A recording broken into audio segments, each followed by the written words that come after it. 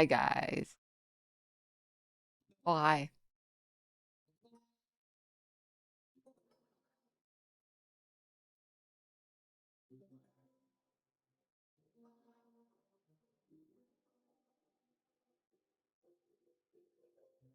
Hi, guys.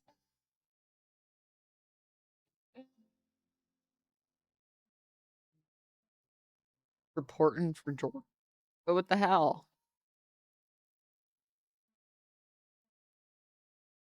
Oh, I'm reporting for Fiveish. Such great big fans.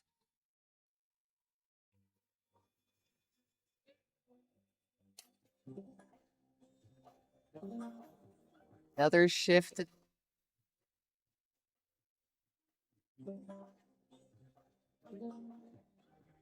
Be surprised if not really a gaming frog. What's with the dollar bill? Just what I look like.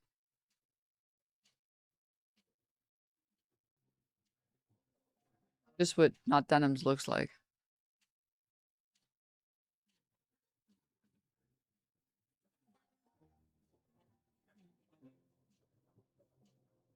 My face reveal.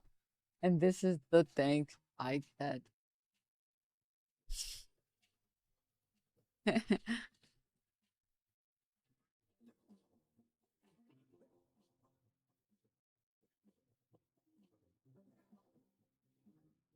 New burnt peanut variety variant. I've had this long before the peanut was even roasted.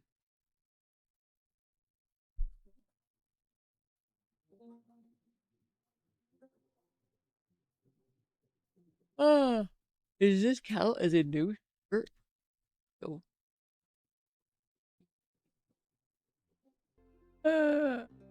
What debate is this? I was hoping for the Sam Cedar. Maybe we'll do that too. I don't know. I wanted to watch this one. This one was a true Bold Monday special.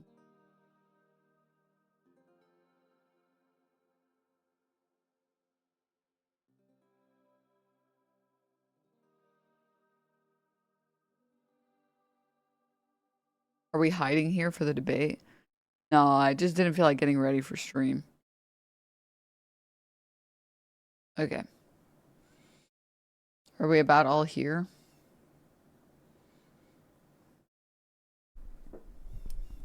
Is everyone here? Yeah, this is basically everyone, right? That is basically everyone.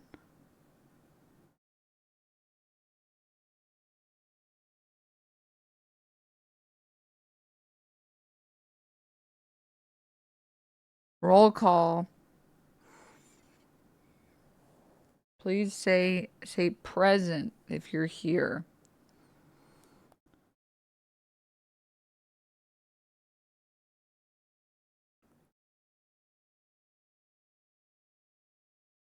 Okay.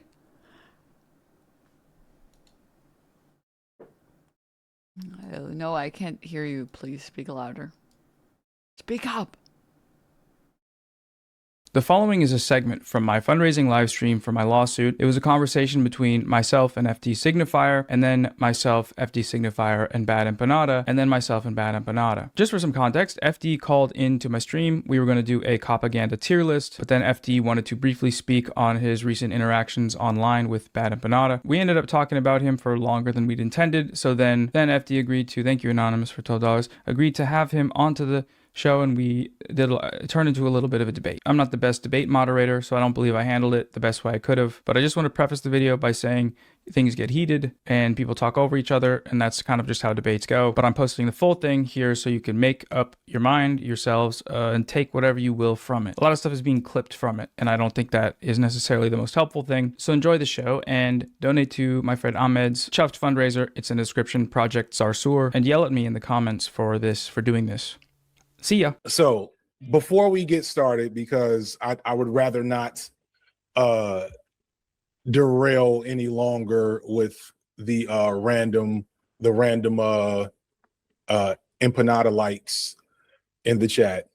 Let me address the elephant in the room and hopefully leave it at here, because I don't really plan on engaging around this any further for reasons I think I've made clear elsewhere, but you know, it is what it is.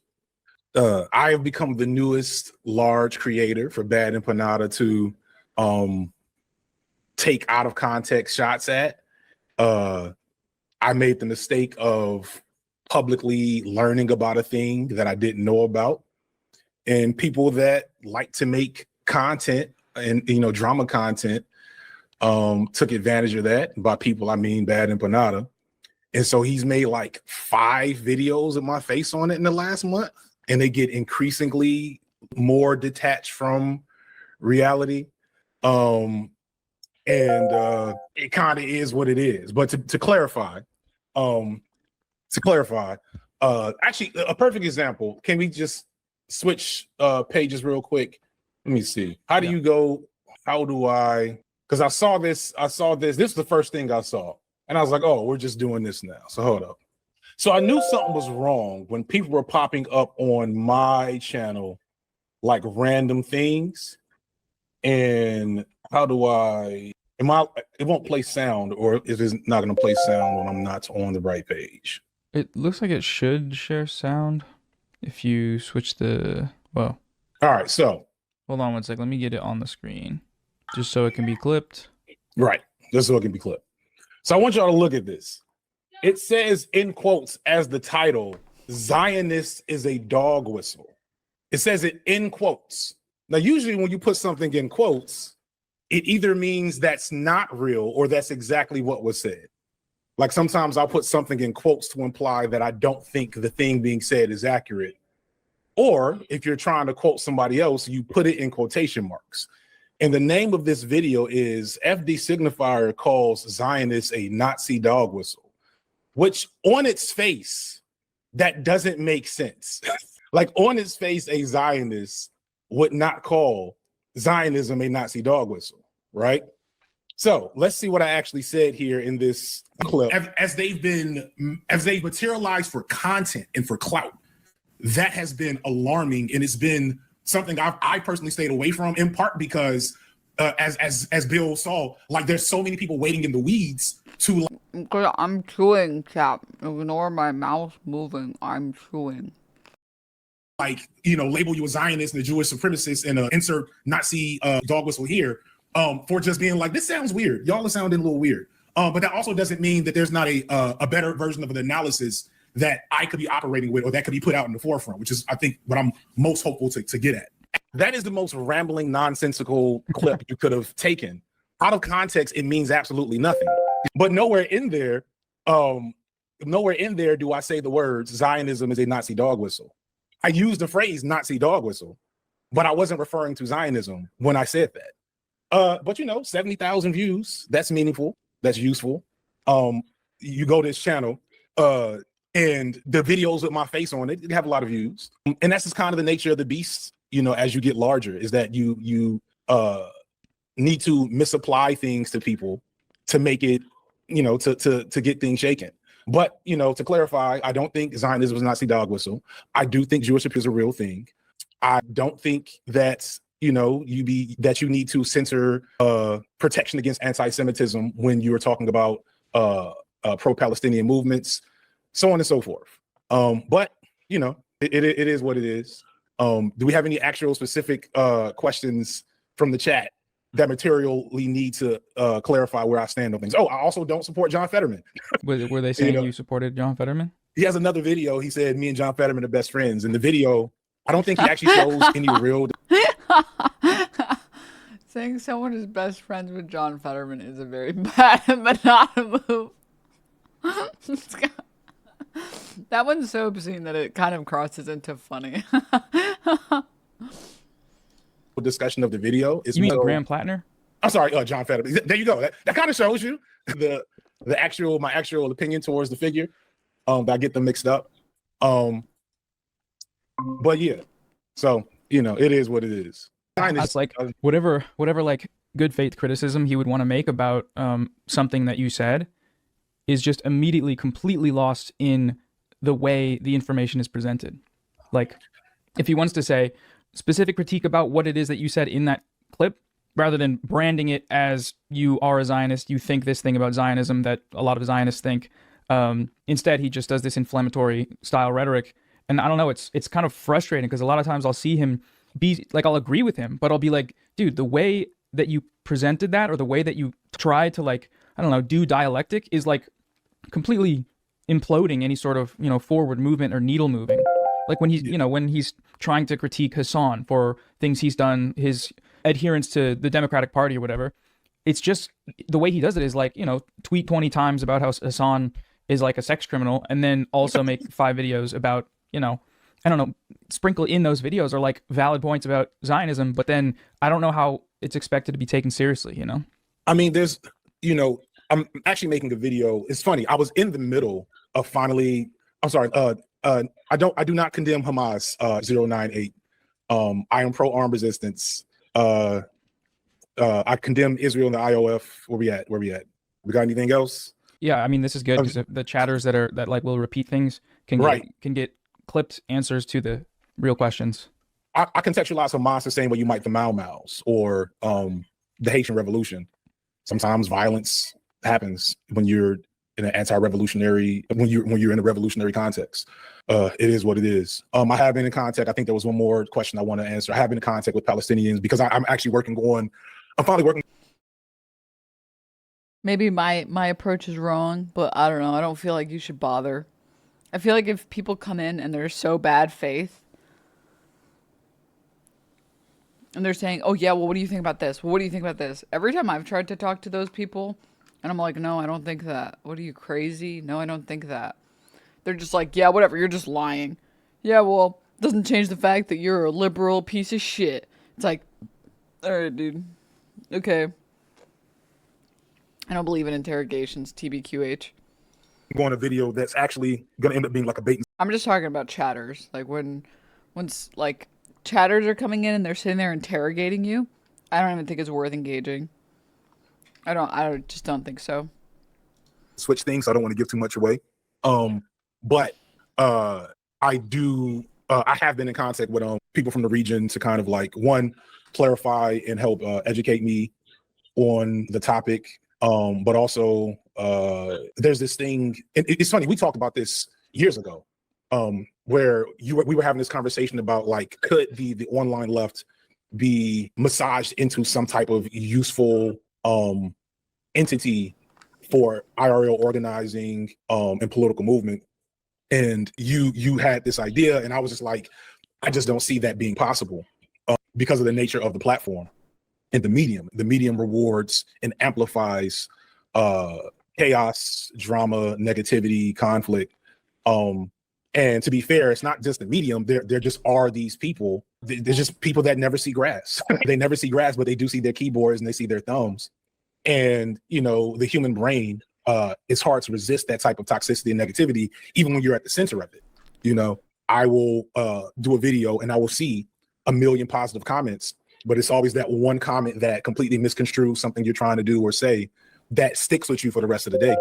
And, you know, and then if you respond, if you engage, that doesn't actually fix the problem. It just just spreads it around. You know, it's like you ever like see a spider with its babies on top of it? See that image? It's an analogy. Look it up. Some spiders will carry like their babies on their back. And I'll never forget when I was a teacher, there was this one time where I'm like, it's like breakfast in the cafeteria and there's a spider. And so everybody's like overreacting and like, oh my God, a spider. And so I go in like to just kind of quell the nonsense. I go in and I step on this spider. And then as soon as I like do that, 1 million spiders just explode. Let me unshare the screen so you can show it maybe to people so they can see it.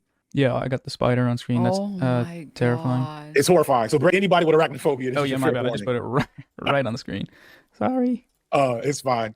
So That's anybody dope. like, they're like, yeah. So, oh my God, I'm like, holy shit. Yeah. So like I stepped on something like that and then spiders exploded everywhere. Yeah, that's kind of what happens when you engage in even said stop. That's crazy. That's kind of what happens when you engage in even good faith sometimes critique and discussions. Because even when there's a good faith discussion, there's always people that can only take away a bad faith interpretation. You know what I'm saying? Like me and you can have the most cordial, peaceful disagreement.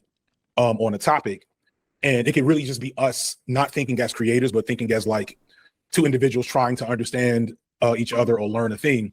But to the audience, it's a wrestling match. You know, to the audience, it's John Cena versus The Rock.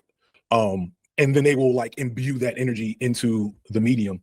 And so to me, the best use for the online left is siphoning resources out of the machine into, you know, outside decentralized structures, you know, is raising money and, you know, providing education, of course.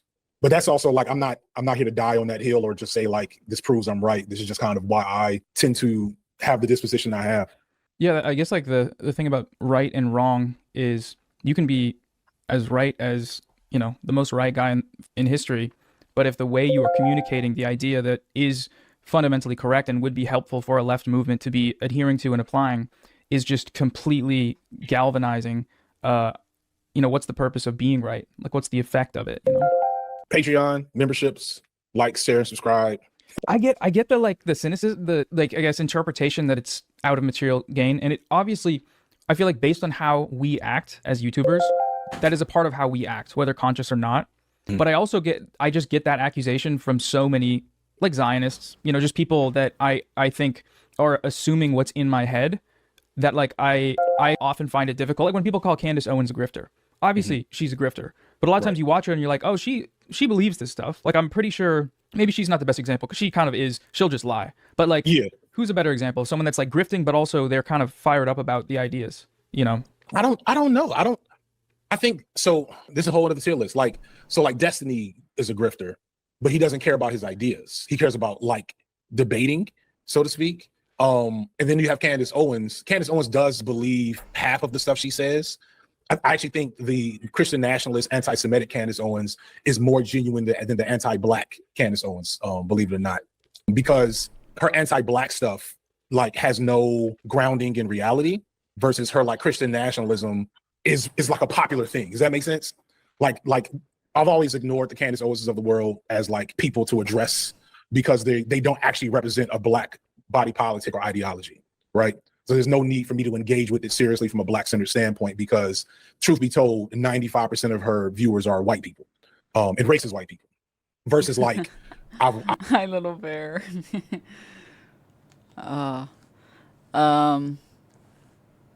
Dude, I'm getting so overstimulated by the fucking, the like dono noises that are on Noah's stream. The like,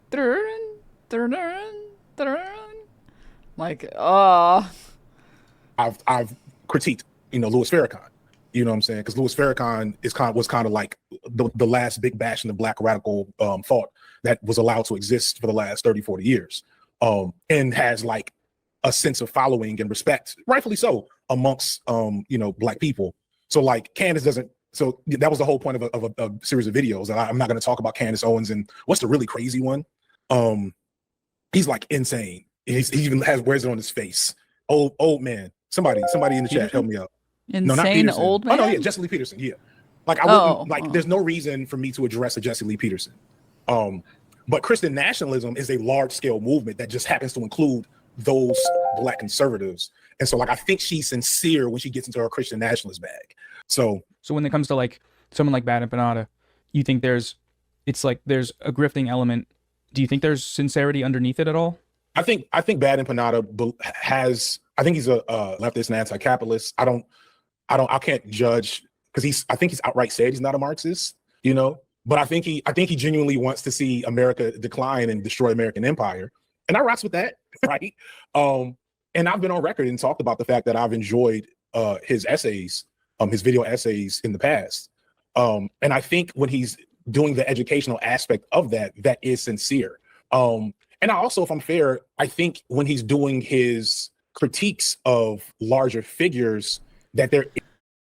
Who is FD Signifier? For someone not chronically online, FD is FD Signifier. He's a video essayist on YouTube, like part of BreadTube. Yeah. Is often a sincerity attached there because those critiques are not like you can kind of tell. So, you know, we're talking about Hassan and the Democratic Party and this kind of like reclamation thing he's doing in the moment. I get the intention. I'm skeptical, right, of the results. I think he's taking a big risk with his reputation, and it's kind of clear in terms of like how many on the left are regarding him. So like a critique of Hassan's current democratic movement is necessary. It should be critiqued. When it's paired with the most inflammatory, uncharitable, everything else, it does actually make the whole thing less valuable, because it's just less useful to actually like, it's kind of like going back to an old enemy. Well, actually, that's not a good example because history proved that to be otherwise. So let me actually save that. But it's kind of like, yes, that's the common thread. Right. It is. Yeah, it is. But the point I'm saying is like critiquing here's maybe an easy example. When people critique Caitlyn, is it Caitlyn Jenner? The transgender, is it Caitlyn Jenner? So like critiquing Caitlyn Jenner's car or whatever. Yeah. So like critiquing her on transphobia and being MAGA and all that bullshit, cool. Misgendering her within the critique minimizes the critique. It derails the value of what that criticism could and should be. And so it's kind of like a similar thing. It's like if you're going to criticize large figures, then that critique should be specific and pointed, and attempt as much as possible not to engage the social media of it all, the rage bait of it all. And so when I see Empanada kind of consistently engage in rage bait, in that clip that makes no sense, the context that's missing is that I've seen Bad Empanada use Nazi dog whistles to attack Black people on Twitter. Like I've seen that. I have pictures of it. And so that's which ones? BRG called him a Zog slave. You know what I'm saying? Zog slave? Yes. You know, and it's like how, like what are we to take from that? I don't remember the context of the interaction. But when I see a leftist call a Black man a Zog slave, I have to question everything about that person's politics, because what is your goal there? The most likely goal is to create rage, which farms engagement, because that's exactly what Destiny still does, I guess. I don't know. I don't pay as much attention to Destiny, but that was his tactic on Twitter. Let me get on Twitter, yell at people, say ridiculous, offensive things that brings attention. Maybe someone will want to come talk to me on my stream, and then I have content, you know? And I don't know what to make of that. I know what to make of that. I said as much myself about it. And so it kind of is what it is at that point. Do you rescind your comments about the anti-Semitism in Zootopia? The really one? No, no, I don't rescind that. You know what I'm saying? Now, first off, let's be clear. I'm new to live streaming. I'm new to understanding that I can't be flippant and galaxy brained during a live stream. But I do think that was utilizing anti-Semitic tropes that are in a lot of American media. And I don't think people actually recognize how often anti-Semitic tropes are used in American media, because people don't have an actual Western, actual lens to Western media like that. I think Bad Empanada knows Western media. The thing that frustrates me is that the critique isn't even just that if the critique was just that was a bad take, that wouldn't bother me, right? If it was just like, I don't see the anti-Semitism, I think it's this. That's fine. That's how interpreting and analyzing media works in, media studies, you know what I'm saying? And in the humanities. What he turned it into was, I was being a liberal Zionist by identifying anti-Semitism where it didn't exist in this random other media thing. And that's a reach. And that's kind of my point, is that you can't just say, like, if it would have just been like, this is a bad take, right? This doesn't make sense. This was silly, which it was. Like, it was a silly moment in a stream that I put up because I make streams now, right?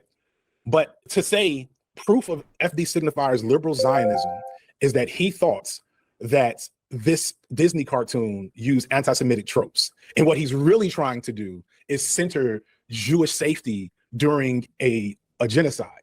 And it's like, how do we get there? How do we arrive at that conclusion? What within this 10-minute clip and he cuts the first 5 minutes of me talking about enjoying galaxy brain and analysis when he did that video. Because the first thing I say is like, look, all of you people that say it's not that deep, that's fine. I think it's always that deep, et cetera, et cetera. And then I go through my thesis on the Jewish tropes within the movie. It's not my strongest piece of media analysis, although if I wanted to, I'm sure I could go deeper. But it's the reach to say this is proof of FD Signifier's support of Zionism or his liberal Zionism. Because the underlying message in that is that we're just supposed to not ever pay attention to anti-Semitism.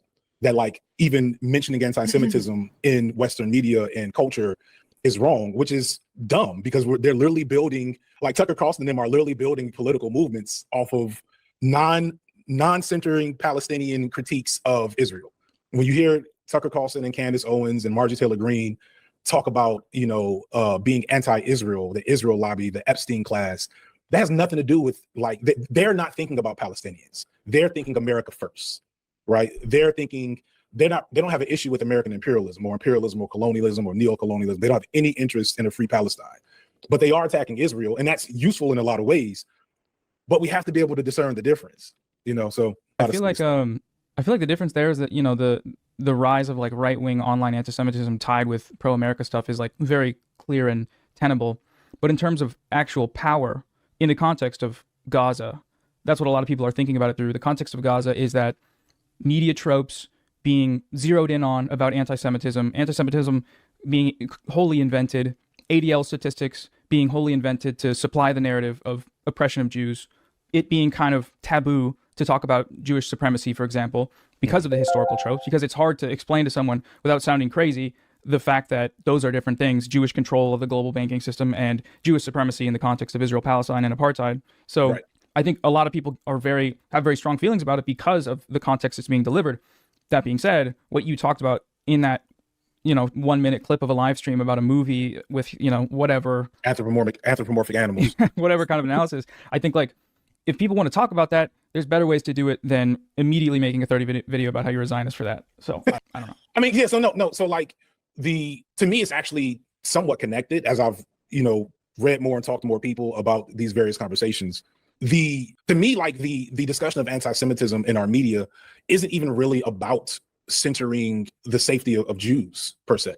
It's more about guarding the through lines between principled anti-Zionism, principled Palestinian liberation efforts, and people building platforms. You know what I'm saying? People building clout off of being anti-Israel. And I do think, I don't know if I agree with the absence of power on that, because when I look at like Marjorie Taylor Greene is being mainstreamed, right? Tucker Carlson may or may not run for president.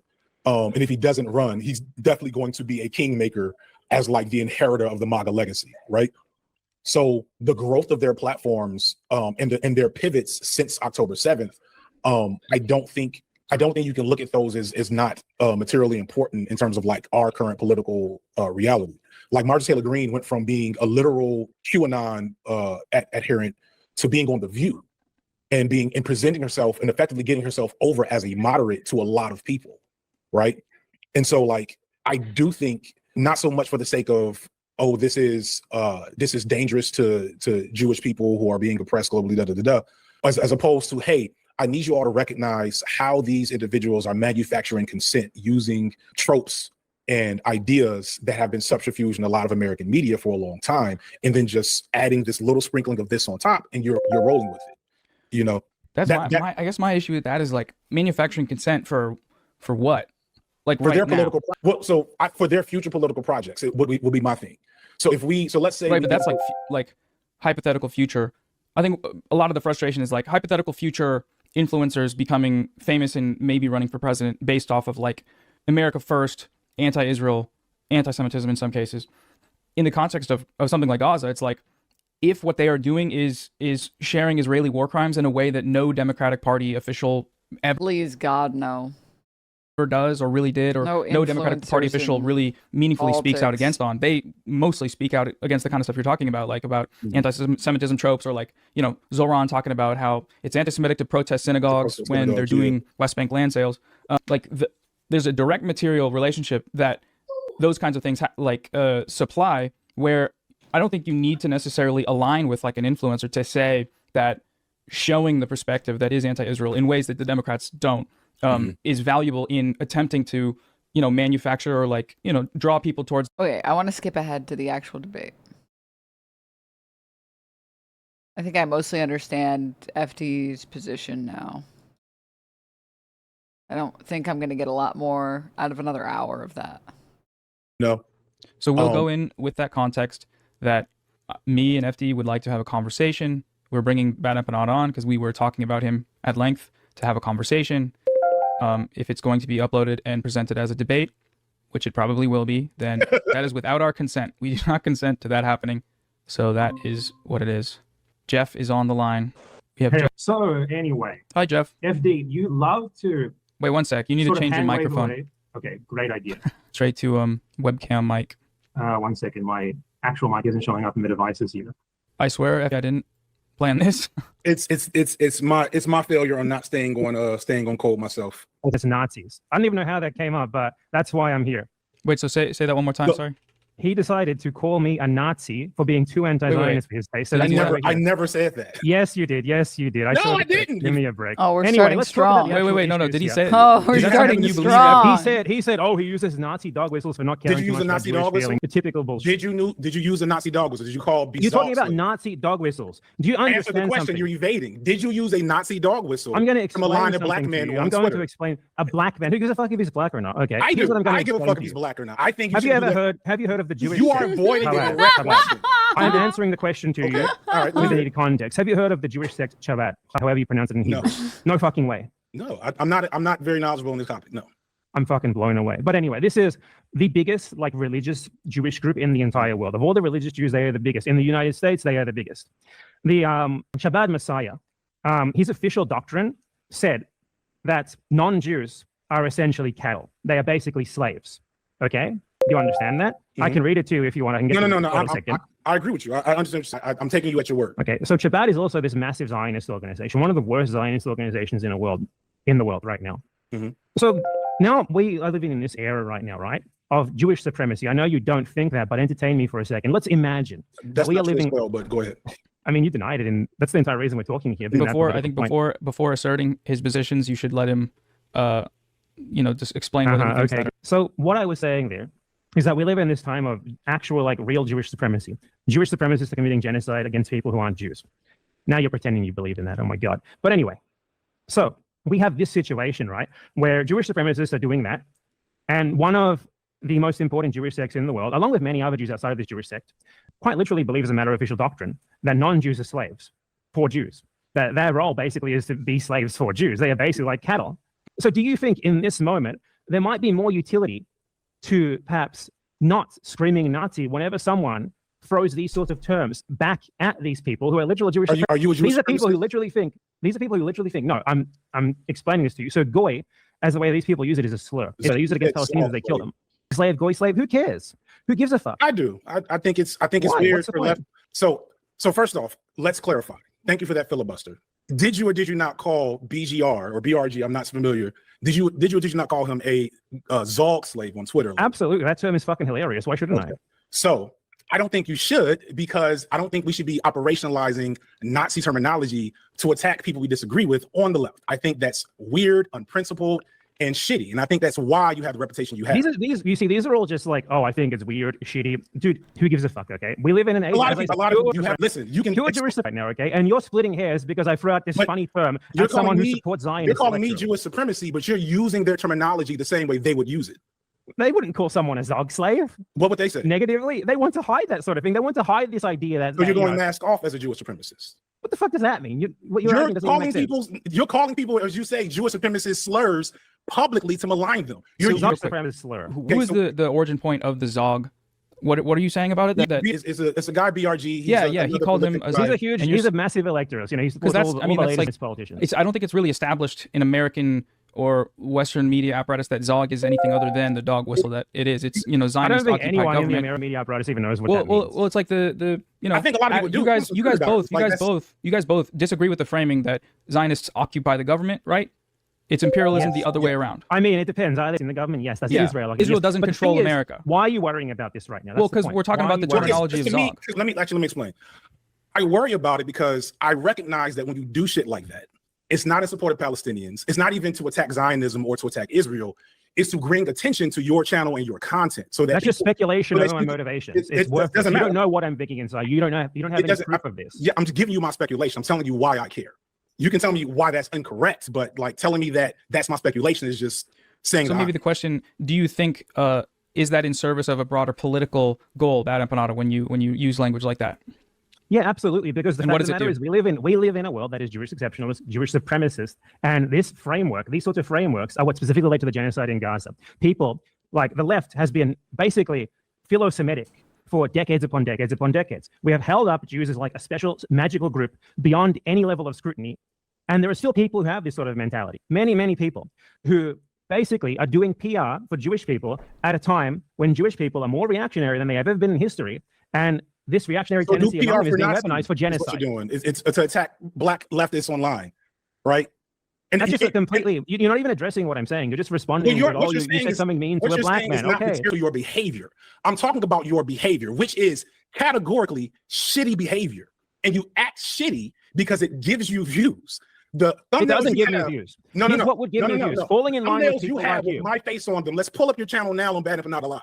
The thumbnails you try to reduce everything to drama. No, let me respond. You're trying to reduce everything to drama because what actually happened here? Because it's funny. What actually happened here? First place, right? Your friend Lil Bill made a video, an indirect response to my video on Jewish supremacy. One of the videos I made just like a week before he made that. Okay, that's the first thing that happened. I responded to him. You know, it actually sucks because I think. Well, let me move my character over here. I think FD Signifier has kind of been like, bread tubes. Is the term golden boy for a very long time. Also, why does Noah keep moving them around so much? Stop, you're giving me extra work. In that, like, I think very few people have ever attacked FD Signifier, or like maybe people that aren't, you know, just like right-wingers. And so, what's BreadTube? YouTubers that make content on YouTube that are on the left. So I think he is I think a lot of this is coming from his personal frustrations, being attacked by the left online, and I think this is kind of a newer-ish experience for him, maybe. Because, like, the argument I don't think is, well, I don't think you should say Zog Slave because you're just saying it to get clicks. Like, that doesn't matter. People do things all the time just to get clicks. That doesn't make it bad, right? Like, you can do things to get clicks and it's a neutral thing. It's what you're doing and why you're doing it. Or sorry, not why you're doing it. The thing that you're doing is either good or bad, regardless of whether it gets clicks or not. It getting clicks is kind of not relevant, right?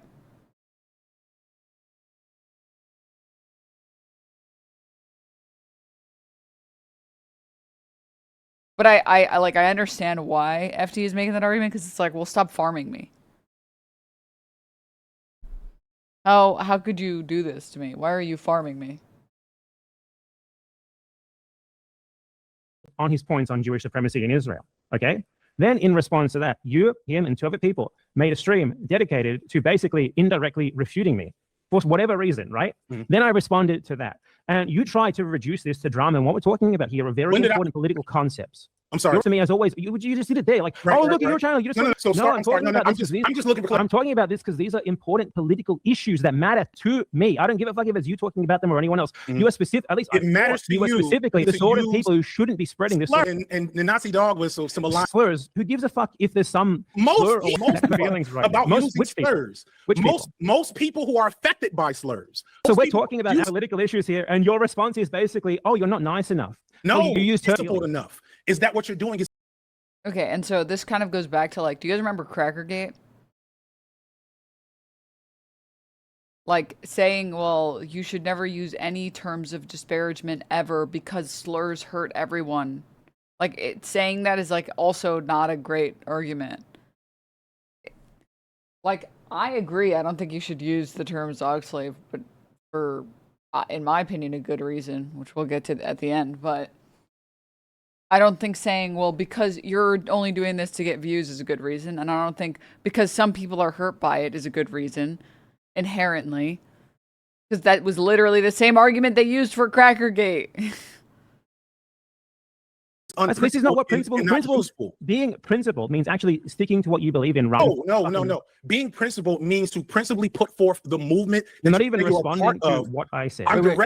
What I said we were talking about political issues, Jewish supremacy in Israel, right? Okay, let's go back. That's why there are videos with your face. That's why there are thumbnails with your face in them on my channel. Yes, let's go back.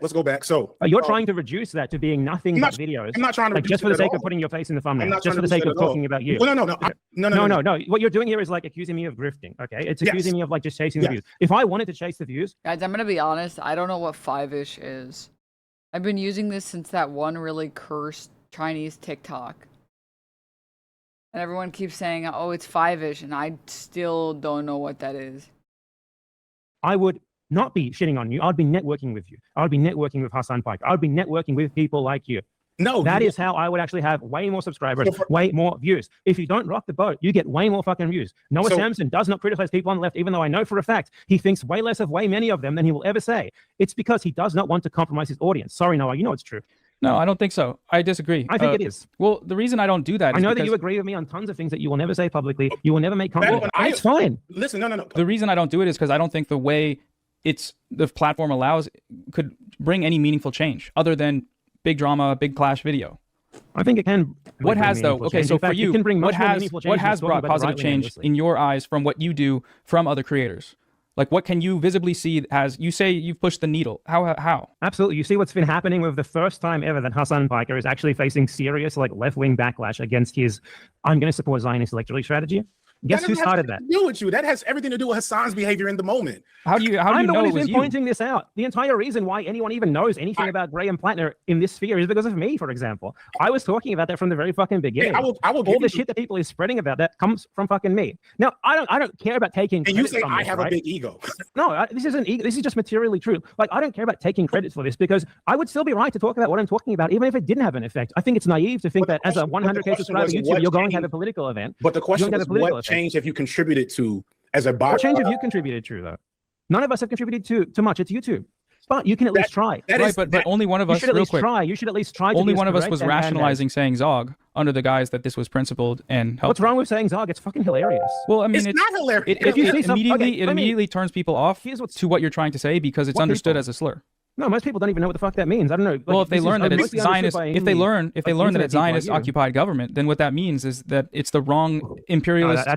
That's not what most people would think. Most people, if you think that the U.S. government is, you're not right, but you know that's not true. Most people, you know that's not true. In the U.S. would intuitively think that the U.S. government is occupied by Zionists. Now, is that not true? Yeah, but do I think that right now it's really important for us to know why that's not true? Do you understand this that is a defense? Right. This is Boston Destiny, which, by the way, he did. I don't even want to get into the fact that you defended. Okay, so let's talk about the difference between those things. Okay, Jews right now are in a position of massive social, political, and economic power. That's something that you will deny. You will call it anti-Semitic. No, I wouldn't deny that. I wouldn't deny that. Calling saying so real quick, someone, so you attributed saying slave to someone when they are spreading. Let me finish. When saying dog slave to someone or goy slave or whatever, or good goy or whatever. For one, it's hilarious. Doesn't matter. The N-word isn't hilarious. How is the N-word funny? If you could come up with a good scenario for that, I don't know. But it's still harmful and hurtful. Who is this harmful and hurtful to? When you call someone also racism movements and the ability to Jewish people those issues. A Jewish person like goy is these aren't things that are like used against Jews. Like you're a zong, you're a goy. If anything, they call people goys negatively. Just right. Yeah, it's not the same thing, is it? It's I'm not comparing Jewish oppression or whatever to black people oppression. I don't think that's a good comparison to make. Well, what I'm saying here is we live in a moment, right? We live in a moment where Jewish supremacy is rampant in regards to Israel. When Jewish supremacy is rampant, and there are people. You let me finish, because there are people who are perpetuating frameworks that specifically help to perpetuate Jewish supremacy, right? So we have someone like BRG who. At least I used to think he was like a left-wing communist sort of guy. And then he really got caught up in this sort of DSA electoralism. And now he does a ton of like anti-Semitism policing on behalf of the Democratic Party. He will do anti-Semitism call-outs like, oh my God, you guys are being real fucking weird about Jewish people right now, whatever the fuck. At a time when, Jews certainly do not need you to defend their honor. If anything, we need people to push back against this sort of notion that Jewish feelings are some sort of super important thing, that there's this massive Jewish oppression, basically the Jewish exceptionalism sort of thing, where people have this taken for granted notion that in spite of like all material circumstances point to something very different, that Jews are this oppressed group who need us to defend them all the fucking time, right? Because that is something that specifically enables Israel. That's something that has for a very long time been a problem that has specifically enabled Israel. People from the left have been like acting like PR for Jewish people, basically. And I think when someone is like playing that sort of role, like using this fucking humorous term, Zog slave, goy slave, whatever. This shit is why would I call him an N-word? He's not doing anything. Why not? It's also funny. It's never okay to call me a nigger in your videos, bad. They're funny. They'll get you views. I'm not arguing that it's funny. But you think let's just talk for a second. Right now. Let me go. You think I'm a liberal Zionist. You think I run cover for Jewish supremacy. You think that it's more important to be funny and identify the flaws of your enemies. That's not what. Call me a nigger with the hard ER. You defended Norm. Okay, that's not what the argument is. Okay, I really do. So again, I think like I will save a lot of my opinions for the end on why I think what I think. But what I will say is I do not think that this is the argument, like, because Noah and FD are saying you shouldn't say Zog slave because you shouldn't say it. And Bad Empanada is saying, well, why shouldn't I? It's funny to say. He's not saying I'm saying it because it's funny. He's saying you haven't given me a good reason to not say it.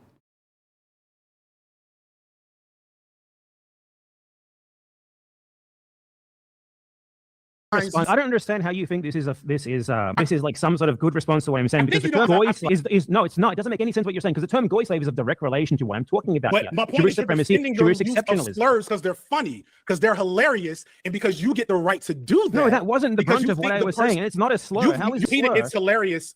I'm sorry. Okay, question: Who is the term goy slave a slur against? I'm sorry. I don't know enough to say that goy slave is a slur to any particular person, but I do know it's a Nazi term, popularized from A Nazi term. that Zionist is also a it's Nazi just a Nazi term. That's kind of a thing. But the whole point is, regardless of whether or not the term is a slur, you know and knew in the moment that it was highly offensive to say that to anyone. To who? Let alone, to who is it offensive and why? To anyone, let alone a black man who is How not does just being black and change not- anything? How does saying calling a black man a slave change? A boy slave, whatever. First off, Zog slave. This term Zog, again, from the Turner Diaries, the Nazi I Bible. mean, Zog is like even your less defense, of a your defense has less been like calling some No, Zionist occupied. That doesn't even make your sense. defense has been, who cares? That's hilarious. By that rationale, That wasn't my defense. My defense was prefaced with something about how right now it's important that we challenge these sorts of idiotic why frameworks, can't you like use Jewish those supremacy, frameworks Jewish without exceptionalism? using clearly offensive, fundamentally unprincipled, and distracting language? Because if you think that allows I you to do that all the fucking time. then call me the N-word right now on camera. If you do it all the time, if you don't think there's a difference, if you Who don't said I think it use the matters. N-word all the time? I do it all the time. No, I said why? Then why? I Then said why I won't respond you to call these me- things in the then- way that then you that's say I not- should all the time. Why won't you call me a nigger right now? Because you how is that understand- relevant to it? Why would I call you that? Because What you is what we're understand the saying at all? difference, Mr. Empanada. I explained the difference. No, this term is no, of no. Let direct me explain the relation difference. to his You know what- behavior. No, let me know what you can Regards get to away him with. defending Jewish supremacy. Do you understand the difference? He is defending Jewish supremacy. You could have so said I that. respond to You him could have by said, saying like, "Oh, Bad great Empanada. fucking job! You You're could have doing said- great work on behalf of the supposedly Jewish Bad community." Empanada. You could have said in this tweet, BGR is defending Jewish supremacy by such and such and such. You could have done that. That wouldn't have went off in the fucking algorithm. So instead, Everyone you made a fucking, what do you hilarious. mean in the algorithm? But then why did you? It's funny to you. You could have avoided that language, and you chose not to because you're unprincipled. Because you care more about the attention Have you ever economy. called anyone a dumbass? Have you ever called anyone an idiot? Have you ever used a mean word against anyone? Those words are not intrinsically tied to Nazis or slavery. Zog slave isn't intrinsically tied to Nazism either. It came like 40 years. Zog slave, I don't even think they ever used that term. They just use the term Zog. It came from the This Turner came like Diaries. I 30, don't think 40 years after the actual it Nazis. literally came from Nazis. Second thing, why are you so obsessed with Nazis? Why are you always talking about the Nazis under the bed? There's You always use been their much more terms, not me. No, there's always been much more talk of This Nazis is in gonna your be easy, content you missed than it. Zion. This is extremely easy. Like, you're not even dealing with the actual issue. I'm not getting owned. The I'm not getting owned. I'm not getting owned. The issue was never, and that's the thing. You want to talk couldn't- about the actual issue? The issue No. was That's the first thing. issue from You couldn't first- from the actually first material critique things I was saying. I really critiqued you completely. I responded to you on Jewish. You had to find, and it was so funny, and I regret it all. Despite the fact that I've been able to expose you in the moment, I regret it. How all. have you exposed? Okay, let's talk Because about. I'm exposing what I I'm responded exposing to. the logic you operate with. Because your defense for your behavior is that you should be able to behave. This, and what's funny is that although I disagree with a lot of what Lil Bill said in that video, You're the just whole straight up point- lying about what I'm Let saying. me Shut the fuck up. Let me You let finish. me talk because you're lying. You're No, I'm gonna mute. mischaracterizing Hold on. This How do I is mute? what you do. How do I mute? You don't fucking. Okay, F, he's muted. Go ahead. I'm not The- muted. The irony is that the inception of this was. Let me actually say my argument. Let me. Give me your argument for Okay, your okay, right okay. to use. You are offensive ignoring language. part of what I said. You ignored the first part of what I said to focus on how I said. I said first thing it's funny. That's obviously a minor point, right? That's not the main thing. Okay. I said a bunch of stuff before that, didn't I? Did you respond to the stuff that I said before that, which was the main point? I don't disagree with the stuff you said before that. That's my point. If you don't disagree with that, then you clearly understand how it's fucking to pull this shit out right now. it. That's the That's whole not a point. slur. It isn't I a don't, fucking I'm slur. sorry, Goy I don't slave have to isn't a use slur. racially charged Nazi dog whistles in between that, and neither do you. You How don't is have that a to slur? do that, No, but I nobody want will you to pay explain how it's attention a to slur. you What is- unless you act in that way. You're And you saying care this is a more about slur. attention Do you than the see- politics you say that you're so principled on. But Explain that you this is see a how slur. it can cause people that might otherwise be sympathetic to your arguments, like FD, who said he agreed I with the first genuinely part. don't care. I think this isn't really important compared to his defense of Jewish, his idea that doesn't even exist. I think he's using this as a deflection from the main point of why I was responding to him in the I first don't think place. he believes that it doesn't exist. I don't think he said he does. He does. Yes, he. I mean, I responded to him on this. He was defending In Lil what? Bell's take, which was that Jewish supremacy practically doesn't exist. Is it a case of two medically stupid people trying to sound smart? No, this is a case of someone being right but not being able to formulate it, and someone who's wrong but is able to formulate their opinions.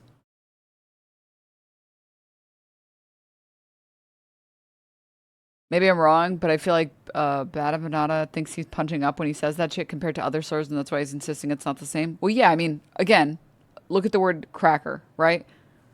Why do we all laugh at the idea of that being a slur? Why is that different from using the N-word? Because using the N-word is just punching down. That's it. It's not doing anything else other than punching down. And that's Bad Empanada's argument generally, right?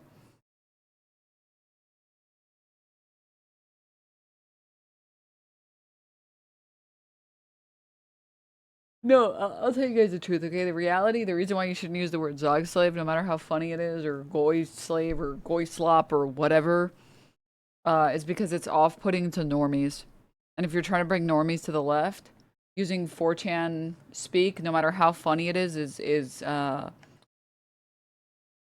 alarming to those people. Like, if you actually are trying to bring, if you fundamentally believe in a world that, like, you can convince liberals to be pushed to the left, which, I mean, I know a lot of liberals who were pushed to the left. That language is like the easiest way to make sure that those liberals never join your cause or change their mind or whatever.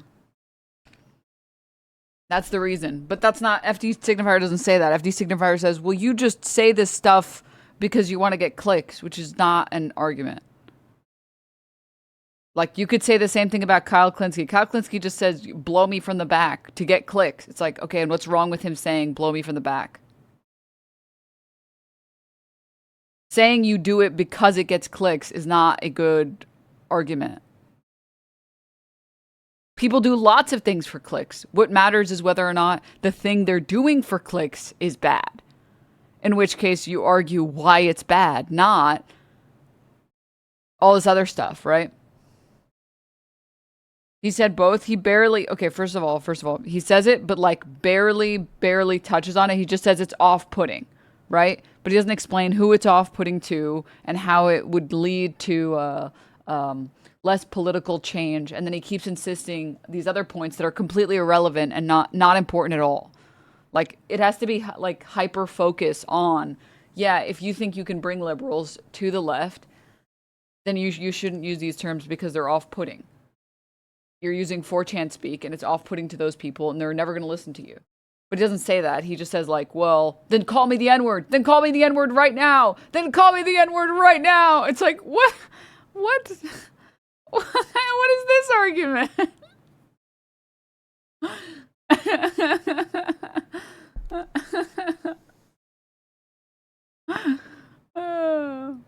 Denims, I think you missed a lot of what FD explained. No.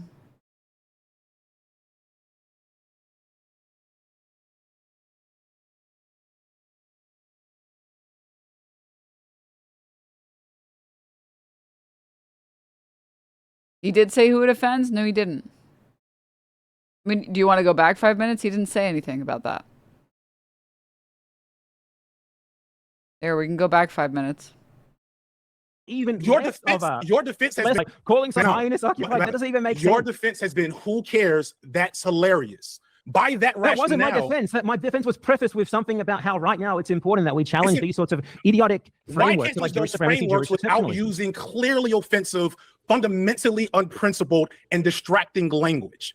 Because if you think that allows I you to do that all the fucking time. then call me the N-word right now on camera. If you do it all the time. If you don't think there's a difference, if you Who don't said I think it use the matters. N-word all the time? No. All the time. No, I why? Then why? said Then I why won't respond you to call these me- things in the way that you say I should all the time. Why won't you call me a nigger right now. Because how is that relevant to it? Why would I call you that? It should understand the difference, Mr. Empanada. I explained. Like, do you see what just happened there? Do I need to pull up the transcript?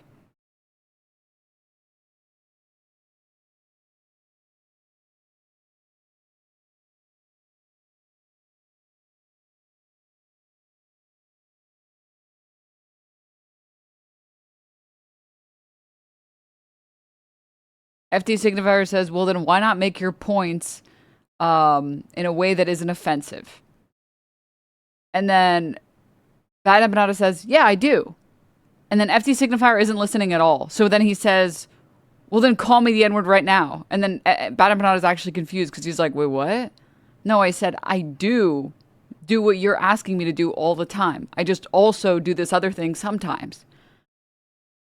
I make lots of informative content all the time that has no offensive words, that are completely principled, that have no distracting language all the time. But FD is like mad because he's getting farmed by Bad Empanada, and I think he's just like not experienced it online, so he doesn't understand why he's being farmed. But like he's like FD provided this statement, I guess. Well, why not make principled videos then? Bad Empanada says, yes, I do make principled videos, but FD is so frustrated, he's not even listening to what Bad Empanada is saying. He just says, well, then call me the N-word. It's like, wait, what? No, I said I do make principled videos all the time, not that I don't ever do that. What? Do you guys see what I mean? Difference. No, this term is of direct relation to his behavior. No, let me know what you can get away with. Defending Jewish supremacy. Do you understand the difference? He is defending Jewish supremacy. You could have said I respond to him by saying like, oh, great fucking job. You're doing great work on behalf of the supposedly Jewish community. You could have said in this tweet, BGR is defending Jewish supremacy by such and such and such. You could have done that. That wouldn't have went off in the fucking algorithm. So instead you made a hilarious... What do you mean in the algorithm? But then why did you... It's funny to you. You could have avoided that language and you chose not to because you're unprincipled, because you care more about the attention economy. Have you ever called anyone a dumbass? Have you ever called anyone an idiot? Have you ever used a mean word against anyone? Those words are not intrinsically tied to Nazis or slavery. Zog slave isn't intrinsically tied to Nazism either. It came like 40 years. Zog slave, I don't even think they ever used that term. They just use the term Zog. Okay, see, so like FD makes these points, but he doesn't like back them up or like provide anything beyond them that's like more solid. So he says like, well, those terms are tied to like Nazism and this other thing. And he's saying, but these aren't. So do you have another argument? Like Bad Empanada is listening to what FD is saying. Which is annoying because like I disagree with using those terms. Do you understand?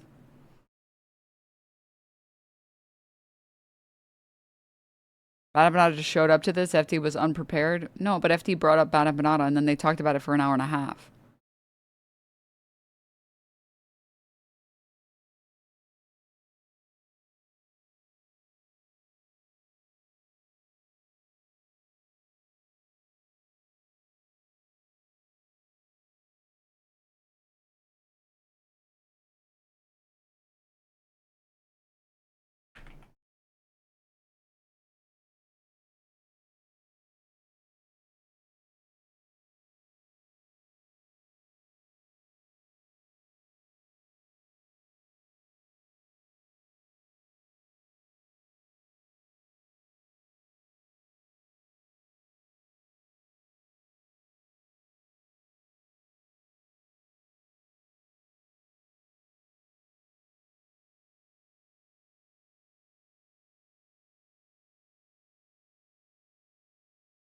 Muted. I'm not saying anything. I'm reading chat.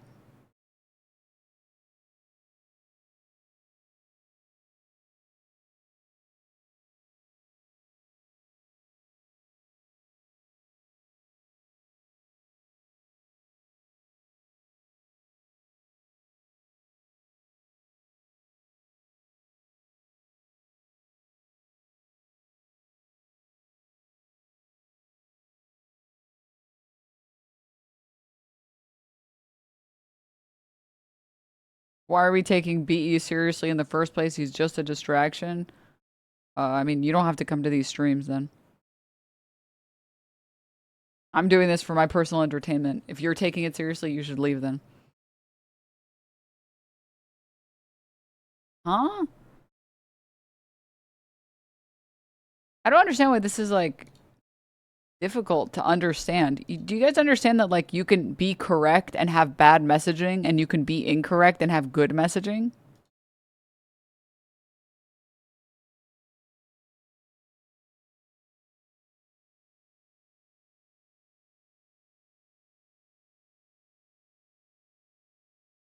You're being obtuse. It sounds like you're defending bad empanada, which is crazy work.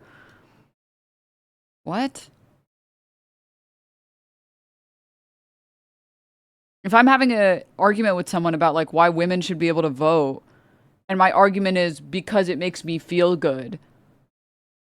Do you understand how I haven't defended my argument, or like I haven't defended my point? Like I'm right, but I haven't defended it well.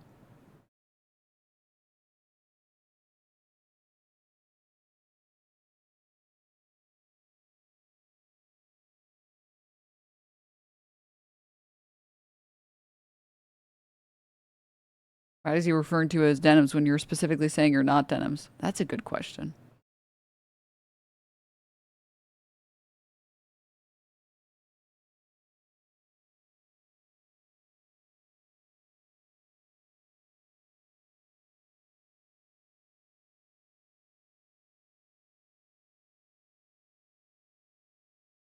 The 5 has not defended bad empanada. It has just criticized FD's inability to effectively make what should be an easy point about not using weapons of the enemy, so to speak. Correct. Correct. I don't know why it's like, if I criticize someone's delivery, it must mean I disagree with everything that they say, and I think that they're wrong.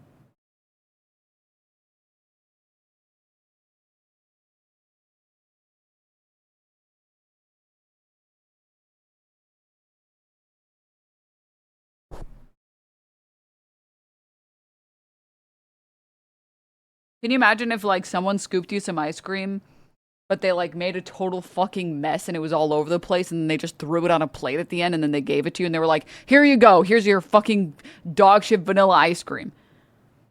And you were like, dude, can you serve it well? And then they say, I guess you just don't fucking like vanilla ice cream, huh? It's like, well, no, I just kind of was hoping for like an ice cream cone, not like a puddle on a plate.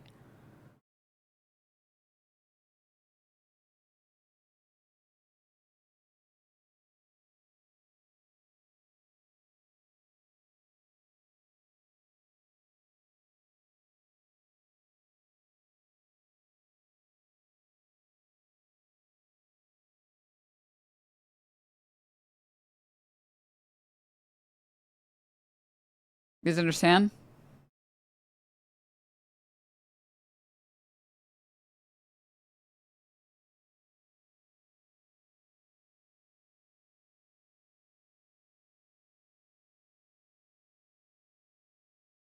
That's all I'm saying. It's not anything complicated.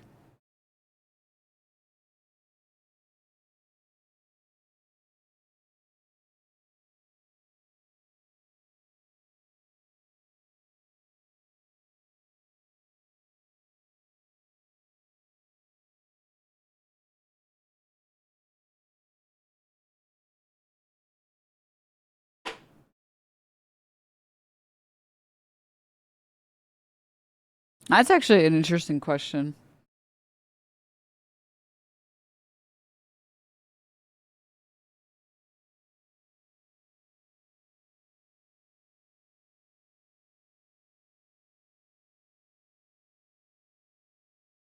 Um, I'm undecided on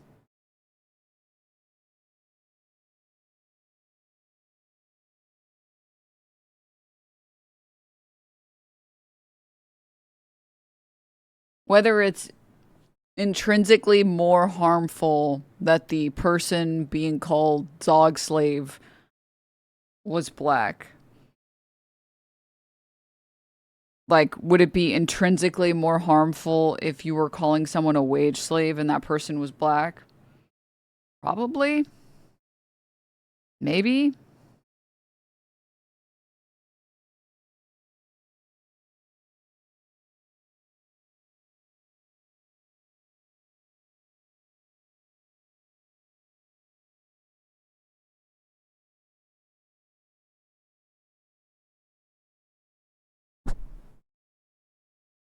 slave is pretty bad. Okay, so like, what if Hassan called like, a white person who's a good?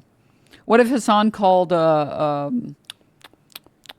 Pearly Things a wage slave? For the people saying slave is pretty bad. What if he did that tomorrow?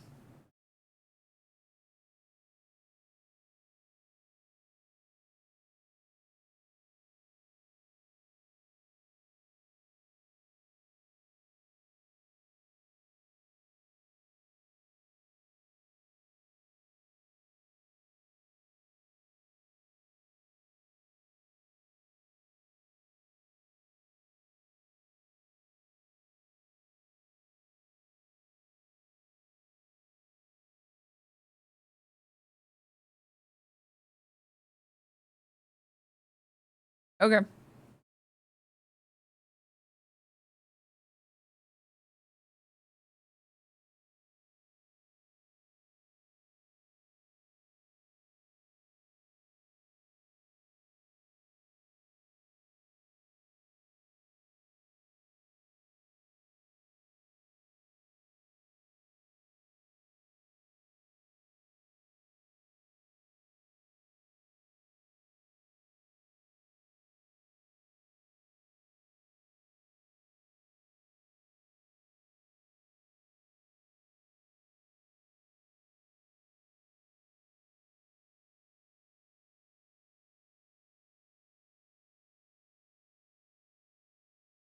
This came like 30, 40 years after the actual Nazis. It literally came from Nazis. Second thing, why are you so obsessed with Nazis? Why are you always talking about the Nazis under the bed? There's You always use been their much terms, more. not me. Sorry, I was just curious about people's general opinion, and if your guys' general opinion is like, Hassan calling Anna Kasparian a wage slave is okay, but Hassan calling, the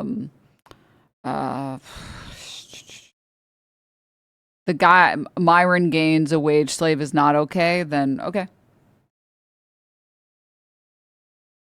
Is this about Hassan? No, I'm just using Hassan as an example. No, there's always been much more talk of This is in gonna your be easy, content you missed than that. Zion. This is extremely easy. Like, you're not even dealing with the actual issue. I'm not getting The owned. I'm issue- not getting owned. I'm not getting owned. The issue was never, and that's the thing. You want to talk about the actual issue? The issue No, is no, that no, no, no, that's the first thing. issue. Hassan would just call these people cattle. This argument is dumb. Sorry, I need you to know something. I'm way meaner on this channel than I am on the main channel. Do you often, when someone gives you a hypothetical, do you often deny the hypothetical? If someone said, okay, hypothetically, if we were on a boat. Well, we're not on a boat. So, well, we're not on a boat. So, your sentence makes no sense. Do you often do that in life? You couldn't actually material critique things I was saying. I really critiqued you completely. I responded to you on jurisdiction. You had to find, and it was so funny, and I regret it all. Despite the fact that I've been able to expose you in the moment, I regret it. How have you exposed? Okay, let's talk because about I'm exposing the. what I I'm responded exposing to the. you. Also, sorry, for everybody else, the reason to use Hassan as an example is because Hassan is someone that I think most people in here like for the most part. So it's a good example of whether or not you think you would give someone that pass to try and remove your own partialness or your own biasness, or your own bias, excuse me. This is what I do in my personal life. Sometimes if I can't decide if I'm being biased or not, and I just don't like the person I'm thinking of, or I'm being harsh because the person that I don't like did something I didn't like, it's easy to use an example of someone that you do like and see if you think it would be okay if they did that thing. Oh God, that's how I do it too, Denims. Well, yeah, again, it's just an effective strategy to see if you're biased about something. Like, would I be okay with this? Would I be okay with this person doing it? Would I be okay if, for example, Hassan called Myron Gaines a wage slave? Would I be okay with that? That was a hypothetical for everyone to consider and decide in their own minds. No, I don't think so. Or, I don't know.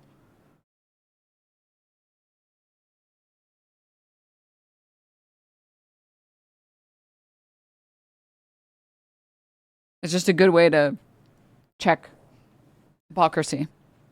So people being like, why is this even now about Hassan? Hassan wouldn't even do this. It's like, huh? How else do you check your own biases? When?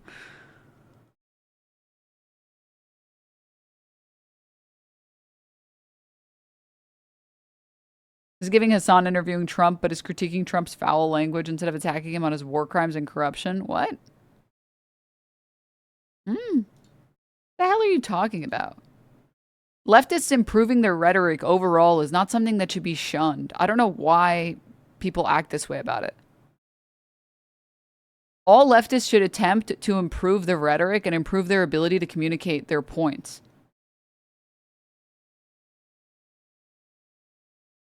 Oh, okay. No, I'm sorry. I was wrongfully criticizing you. You were saying something different. I apologize. FD talking to BA and talking about his language instead of infighting. I think I mostly agree.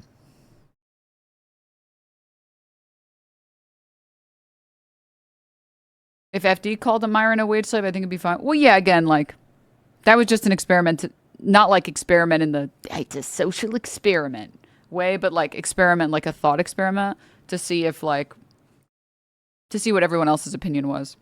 Because I do agree that there are certain things that like, so for the example that I like to use, I always talk about baking my cats and eating my cats as a joke. And saying like, oh, I'm going to bake you. And I like to reference the, inshallah, he will be baked meme.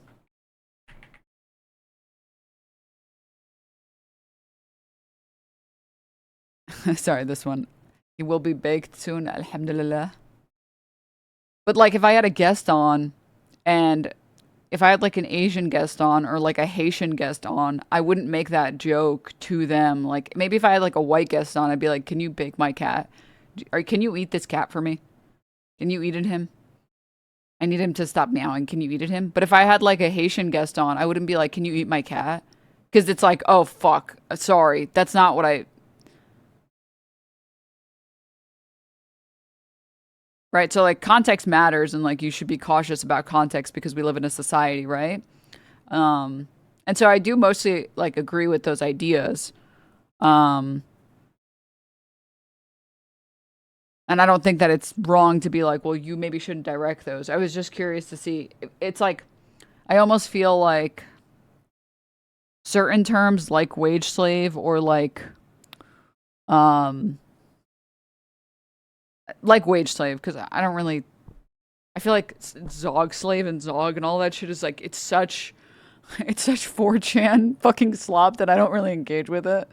But like, it's so normie coded that like,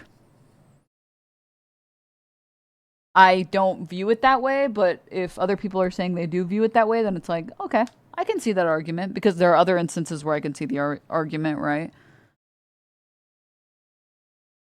This is why we don't do debate review anymore on stream, on the mainstream anymore. This is why I basically never do debate review because people get really triggered and get really like upset when I criticize how someone's delivery could have been better. This happened last time when we watched Ethan talking to Hassan. Where like, obviously, Hassan is literally correct. He literally has the correct position on Israel-Palestine, mostly because Ethan refuses to read a book and just listens to like whatever Ela has to say about Palestine and the Palestinians and the terrorist city Ramallah. He has the more correct position. It's pretty simple. That doesn't mean he couldn't have improved how he made his arguments or how he made his positions or built his positions or argued. Like, you can agree with someone completely and think that they could have improved here and there, right?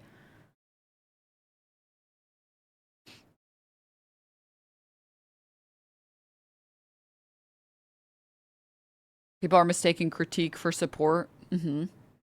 Well, again, like, I've always felt this way that, like, so there's, like, a line, right? On, like, I think, like, there is an acceptable amount of, like, dirtbag left, right? And I think as long as you don't cross that line of, like, this has gone too far, I think it's cool. And I think dark woke is cool, right? So, like, if we were to make a little drawing, here's, like, completely lukewarm. You know, I gotta get one of those like Khan Academy boards, dude. I gotta move on from sketch.io. I want to use one of those like whiteboards that, or sorry, I guess that's a blackboard.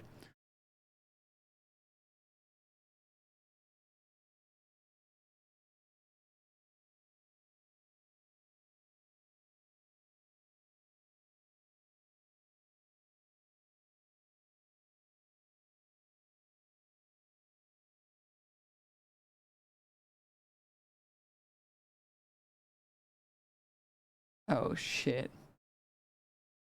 Anyways, so like let's say it's not white. This is white, okay. On the left here is like completely inoffensive. And on the right is totally offensive. There's like some sweet spot, like somewhere here of like dirtbag left that's acceptable, right? So like, and even within this category here, there are people that are in this category that only operate in this category that criticize these people, right? So for example, I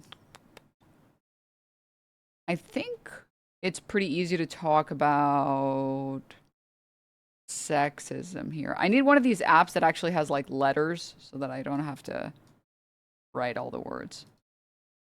Sexism or like misogyny, because it's just so apparent and so obvious and like it's so acceptable that people ignore it all the time. But like there are the people here who never use any sexist language ever. They're like in the safe zone. They never say bitch, cunt, slut, whore, anything like that. And then there's people here that maybe say some of these things in certain contexts. So think of like the Stavroses of the world, right? And then there's like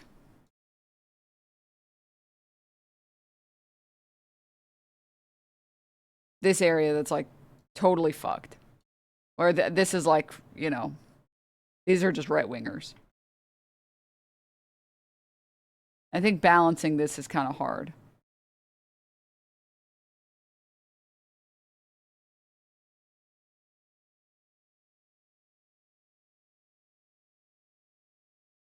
The bitch zone.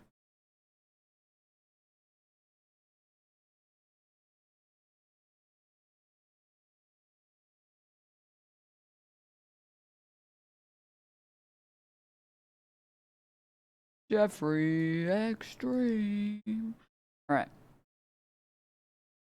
Yeah. I don't know. I don't know why people get very defensive about it. It's like, listen, guys, there's a reason we don't really watch Bad Empanada videos on stream anymore. Okay? It's because sometimes I just don't agree with the targets, and I don't agree. And people who watch my stream know this. I don't think, and I've always said this, I don't think that the left should fight each other.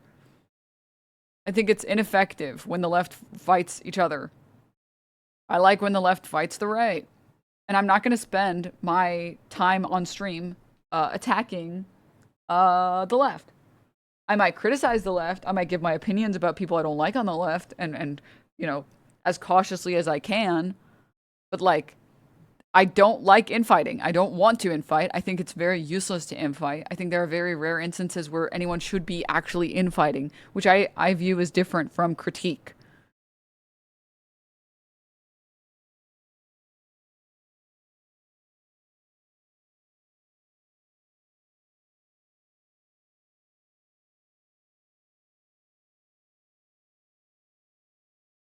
Yeah.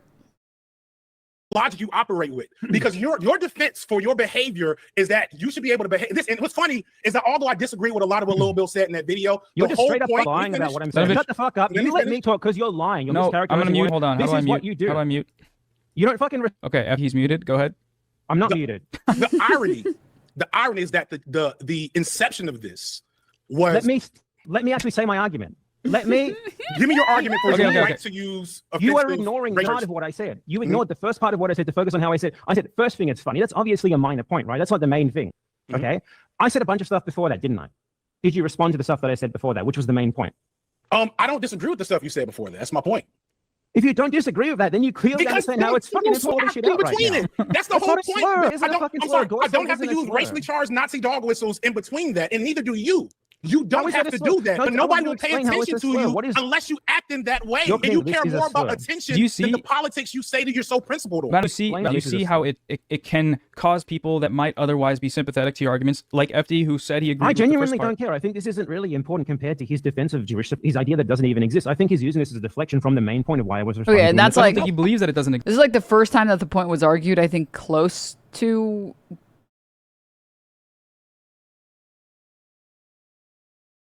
I don't even know what word I'm looking for. I think this is the first time the point's been argued even a little bit, which is that people who would be sympathetic to your politics are not listening to you speak anymore because you're using these terms that people don't like. Right? I wish the conversation was actually about this the whole time, because then the arguments actually come in that are actually valid, or like not valid, but actually like make any sense at all, which is Bada saying, well, I don't think it matters relative to calling out like what he describes as Jewish supremacy. Say that you're so principled on. Now, you see, Right. you see how it. But instead we have all these stupid conversations about what's funny and say the N-word right now. Say it right now.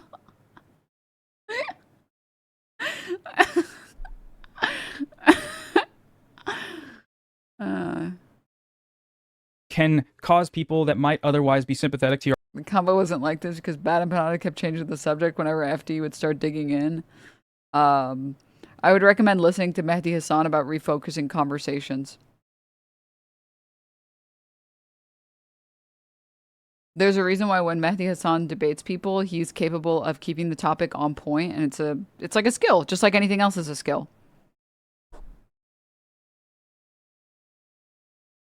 your arguments, like FD, who said he agreed I with the genuinely first part. don't care. I think this isn't really important compared to his defense of Jewish, his idea that doesn't even exist. I think he's using this as a deflection from the main point of why I was responding to him in the I first don't think place. he believes that it doesn't exist. I don't think he said he does. He does.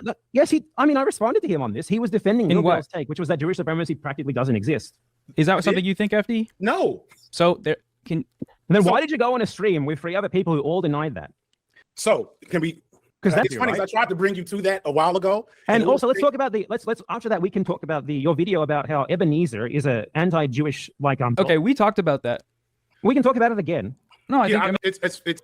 I mean, we can just go over that let's- very let's- briefly. Do you let's think it's establish some ridiculous to be things. looking for secret anti-Semitism in Disney movies right now? So as much as I would love to travel there, I want to make sure you understand that what started this line of thinking and conversation apart from you was watching individuals such as you use the excuse of desiring Palestinian liberation, of wanting to be anti-Israel, anti-Zionist, use that, which is gross as shit, as an excuse. These are just generic tone policing. It's tone policing. Thanks. Sure. I didn't know Mehdi had a video about that. Sorry.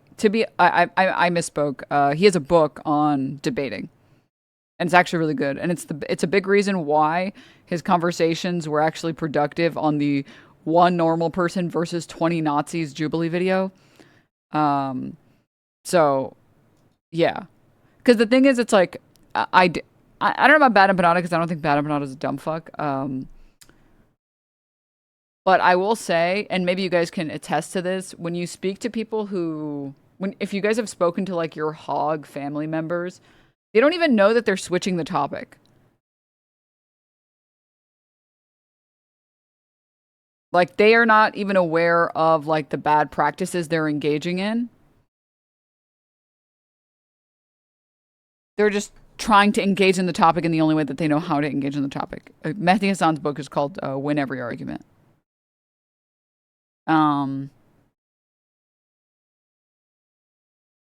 So I think in general, I do think it's a good practice to assume ignorance instead of malice, to Hanlon's razor every situation that you can. I think it's more effective.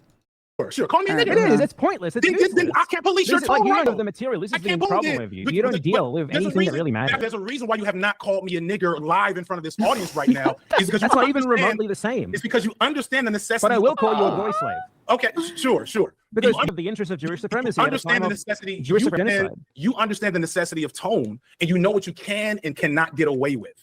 And Who gives a because shit what I can and cannot get away with. You I want do. to change the Otherwise- I want to move the otherwise- needle. Oh, I wanna totally change what is disagree with acceptable. this. I totally disagree with this position that FD. I think Bad Empanada knows what's unacceptable and he does it anyways. He doesn't care about what's acceptable and what's not acceptable. He cares about what he thinks is effective and what's not effective. I don't think he thinks that like randomly using the N-word is effective at doing anything, which is why he doesn't do it. I don't think that's the reason why. I think it's pretty obvious why the N-word is offensive. If only because you are only punching down. You don't. But You if want to but if remain- right you now, want to if right remain now, in this liberal if bubble right of now, what is technically if you want to move acceptable the in needle, current if time. you want to move the needle, and right now you know that something like that is going to be interpreted in the way FD has interpreted it, then why use it when it's completely unnecessary? Is that a tactical? Here's a fact for you right now. A fact that you guys will never admit, but is actually true. Right now, in the USA, there are infinite, in the USA, I particularly mentioned this because it's you guys, not because it's the only thing that I care about. There are infinitely more people who are amenable to something like that than who will look at it and even understand it in the negative way that you guys do. There are infinitely more people right now in the USA who have this unprincipled, as you called it, idea that there is some sort of funny business going on with U.S. support of Israel. They don't understand, precisely why it is, but they see it. And when you see that, when you see all of this weird fucking shit, like how much your government protects Israel, kind of illogically, given how bad love is, you're going to think, are we controlled by these guys? Now, it might be untrue, and in the very long term, which doesn't really matter because we're all going to die to climate change, it might even be detrimental. But in this situation, if you're splitting hairs because someone said the word Zog, which is what this was like argument, by the way. You remember her long statement?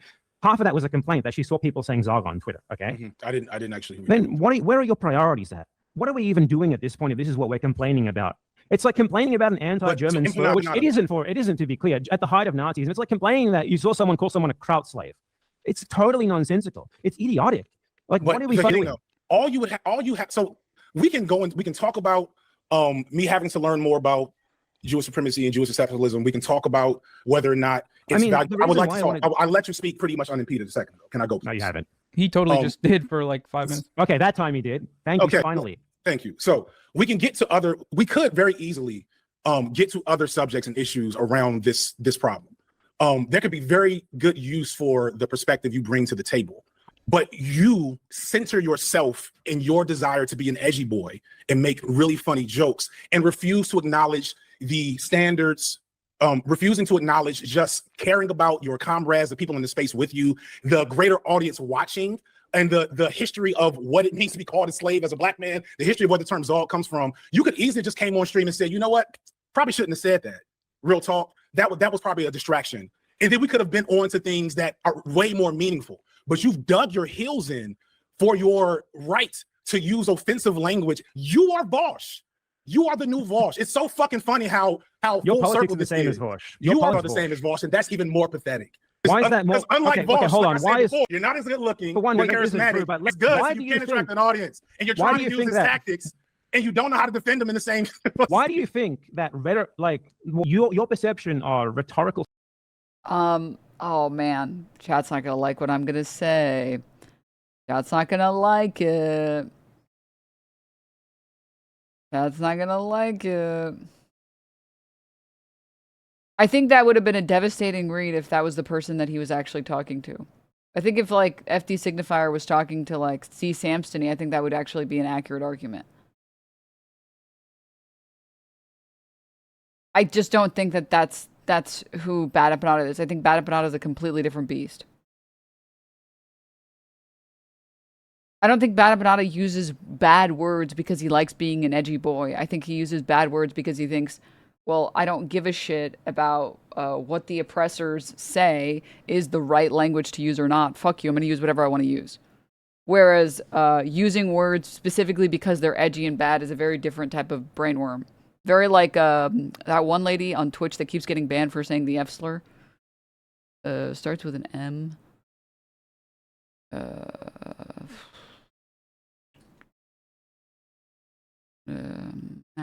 Melanie Mac. Like Melanie Mac only uses the F slur to be edgy. That's it. So it's like the question is, what is the goal? Goal, why is it ink? Inky.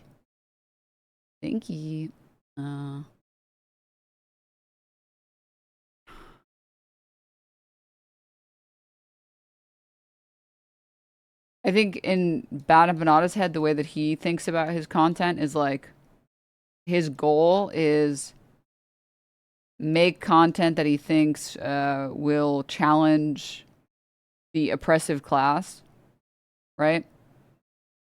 Whereas I think someone like Melanie Mac, her goal is be edgy.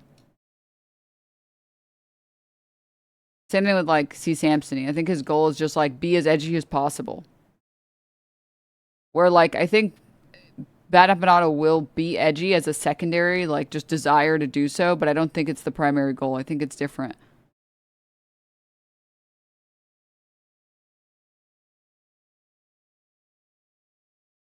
When I've never heard Bad Empanada's motive put that way. I feel like that kind of lends itself to FD's point. No, because I won't engage with him on the basis that it's impossible to distinguish between these two. I mean, if you're saying that like a normie or like outsider perspective is that these look the same, sure, but that would be a separate argument, right? FD would then be saying it doesn't matter what you think you're trying to do and how you think you're trying to move the needle.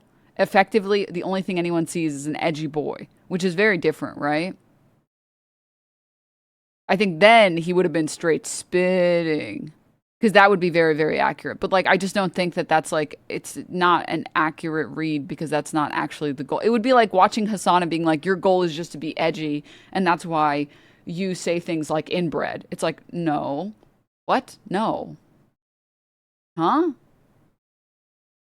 I think it's his main goal. I don't think so.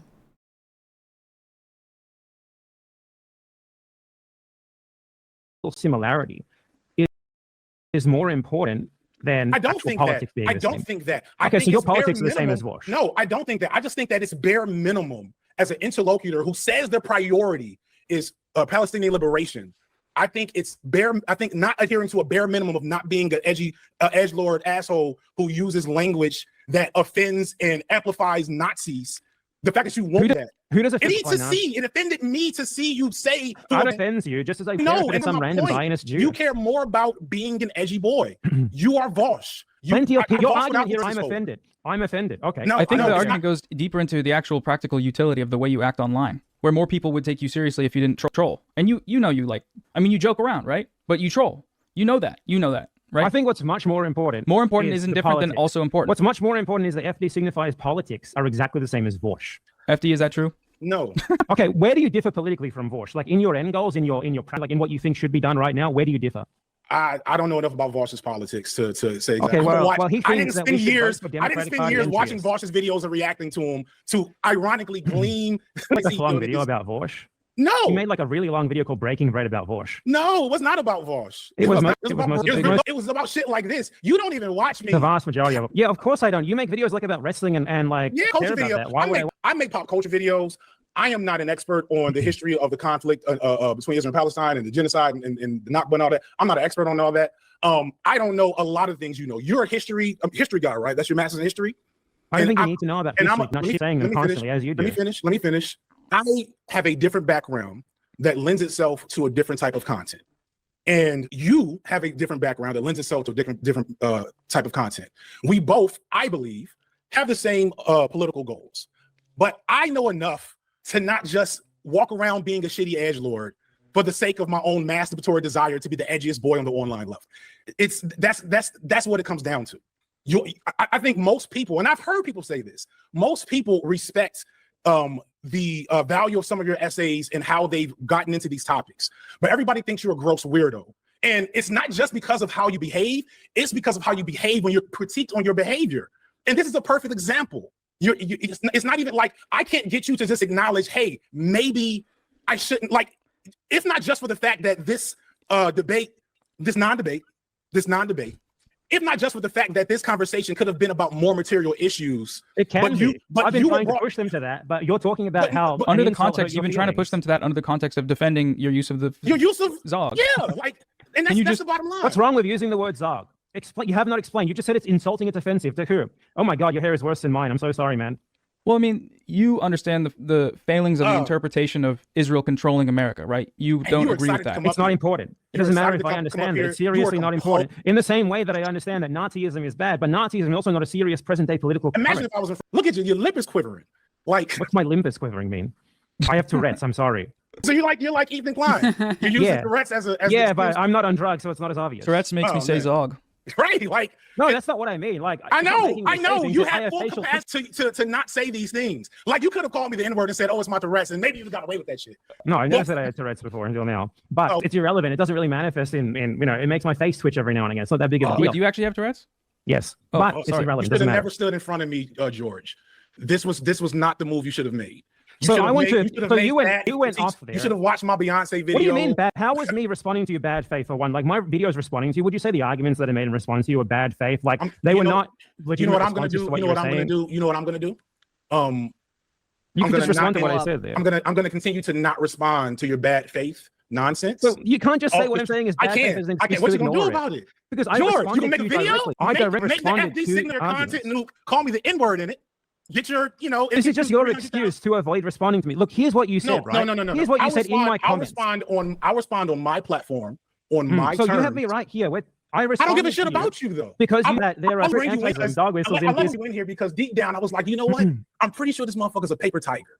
I'm pretty sure that if he stands in front of somebody, you're pretty sure that if you avoid actually talking about the issues, I'm here to talk about the fucking issues. I'm not to insult you, to insult your content, even though I might do it as an aside. I'm here to talk about the actual issues. But you're making it about like my motivations, about like tone policing shit. But if you want to make it about that, why didn't I read off the comment that you left on my video, where you basically said that you were in it to like form parasocial relationships with your audience, and that according to you, I'm not as good at that. Did I basically say that? What is the term? I'll read it off.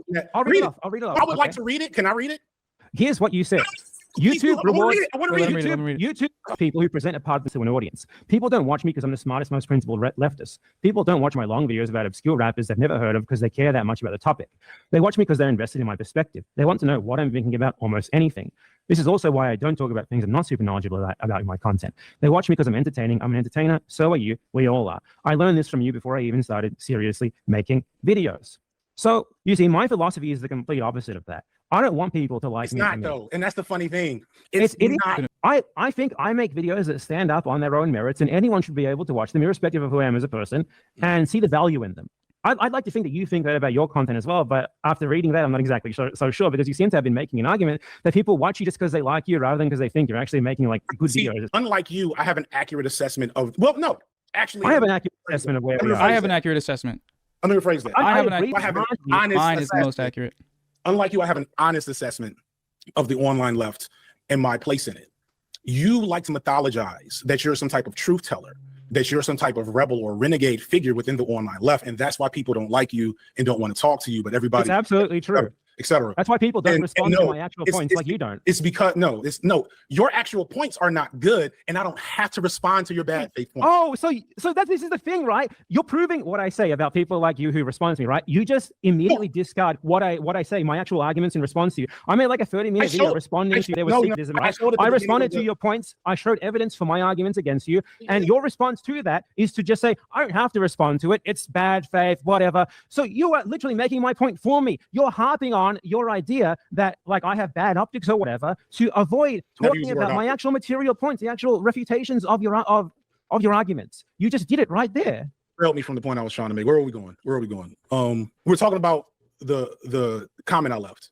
And then you said that the reason why you don't respond to what I actually say to you on the issues is because what's funny, you just don't have to. Okay. Well, then you don't care about the issues. What's funny is that I linked an old video of yours. Yeah, you linked an old video of yours where, what did I say in that video? That this shit isn't that important, right? That try as we might, we might not have as big of an effect as we think we do as internet creators, right? So what should we do? I agree with you completely on that. But that's the thing. You aren't just saying that. You were also saying that your strategy is to like basically build a parasocial connection with people, right? Let's go find the video. Let's go find the video. Like you were giving me advice, and it was like I should make people. I was trolling so back. They watch me more. I was trolling back because I know deep down inside the biggest. I wasn't issue. trolling you, dude. I was responding to a video that you. No. I was trolling. That was wrong. No, I was trolling you back. No, you said you were trolling me trolling back. you. I was never trolling you. Okay, I was responding So to your you do troll, respect bro. me. Is that I why you don't haven't called me the N-word? I don't have to respect you to not call you the N-word. Oh man, that's. Do you not call them? That's yourself on the back for that. Do you have to respect people and not call them slurs? I'd like to get into the implications of that. No. I, unlike you, out of principle. Let me. Oh crap! What are we doing? What are we doing? Is a slur? I'm interested in this slur discussion. Lots of people are offended when I call them that. What about cracker? Is that a slur? It is. It's actually very racist, very offensive to the white people like myself. Why is this not working? It's almost like you guys can understand that actually certain supposed slurs are not at all offensive or at all something to get up in arms about. Yeah, if you don't. So again, this is a Vaush talking point. I don't think. How? Because that's exactly what he said. Him and Destiny. Destiny had a whole arc about how it's okay for them to use. He's the person. No, that's the complete different. Like I'm saying that there are certain things that technically are slurs, like cracker, that we understand have no real power and no real influence and that don't matter.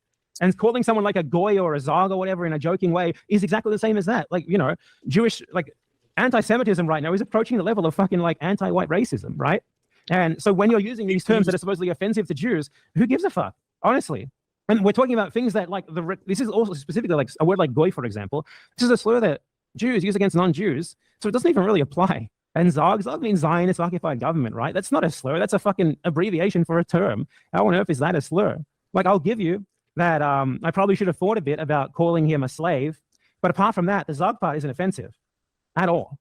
In fact, if anything, it's an accurate description of the way that people like that act, where they're just obsessed with like defending the honor of Jewish people as if that's something that people should all be concerned with. Well, where is it? Why isn't this working? How do I delete? I'll link it to you. No. I'm trying to, because the irony of all of this is, I remember before, right around when I started, I can't find it, and you know it's fine. But right around when I started percolating on the online left and getting attention, I saw that video of yours where it might have been somewhat influential to Break Bread, which you swear is a takedown video. And you said something along the lines, and you just agreed to it just now, that the actual real nature of this type of engagement of this platform is for micro celebrities to entertain an audience. That it does not contribute meaningfully to any type of true material change in the world, and that anybody that's telling you that they are is a liar, and anybody that positions themselves as some type of vanguard figure in their content is a grifter. I don't think I said that last part at all. Okay. I do agree with what you're saying there. Obviously, I said that. So right. That I don't think this is nearly as important as many people think it is does not mean that I don't believe in what I'm saying. Does not mean I'm not saying you don't believe in what you're saying. Yeah, but you're implying that I'm doing it for money, right? So I say the things that I say because I do believe in them, and people happen to find that entertaining or they happen to find it insightful. That's fucking great, right? Like I don't make videos seeking an audience. I make videos based, on my main channel, I make videos on whatever's interesting to me in the moment. Right now, I'm making a video about the Bosnian war. It's going to get like 20,000 views. No one's going to fucking watch it because that's just what I wanted to talk about. But you can supplement it with drama slop on Bad Empanada Live. What do you think of the videos that you're talking about you a drama slop? Because I was responding to your argument. So first off, the first thing I pointed out was that you clipped an out of context conversation that where nothing of what I said in that moment made much sense at all. And labeled it as the short that has 71,000 views. That's like the most viewed short you posted. Well, yeah, you said Zionist is a Nazi dog wish. Did I? He didn't. Let's roll the clip. I didn't say that. He didn't say that clip. That's what he said. No, we watched the clip. In that clip, that's what he said. He didn't say it. We watched that live just now. We watched it. You labeled it as such. He didn't say that. You implied as such, but I did not say that. Man, what did you say in that clip? No. How about Bad Empanada? How about say, oops, my bad, I'm sorry? How about saying that's what you said? You said no. That's what he said. It's not what he said. I've been yelling at my kids. I've been ignoring my kids. I've been ignoring my wife, and I've been here for 2.5 hours. If you cannot just objectively own up to the fact that you clipped something out of context and labeled it with quotes that I said. So is that short the only thing that you have a problem with? Because that short is from after you complaining about me. You're changing the subject now. This just sounds like you're looking for a roundabout way to get around actually responding to my substantive criticisms of you. Because I made a 30-minute long video responding to you and others. It wasn't just you; it was other people as well. On Jewish supremacy, and then on you spreading the anti-Semitism crisis narrative. I know your standard is to purposefully. And this is the thing. You're just You're just insisting that you don't have to respond to me because you can offhandedly discount what I have Why? to say because Mr. you Mr. just know Jordan. that this is what I'm Yeah. like. Bullshit, dude. Wait, FD, you're muted. Hold on. Sorry. But you have to unmute. Okay, try now. Okay, here we go. The question that I want you to ask is, why would I meaningfully respond to you when I know you're going to willfully misrepresent what I'm saying, lie about it, and then not apologize, and that this is a history of behavior for you? Why would I do that? Who the fuck do you think you are? Simple question here. No, what did I no, say in answer my my actual question. videos to Answer you yours. that you think was that? Noah, I'm going to donate some money. And Here's the thing. Okay, you do this to me. You do what you're saying to me. You lie. Okay, well, I'm really, I don't know if I should say sorry or, Oh, that was a shit show. That was a shit show.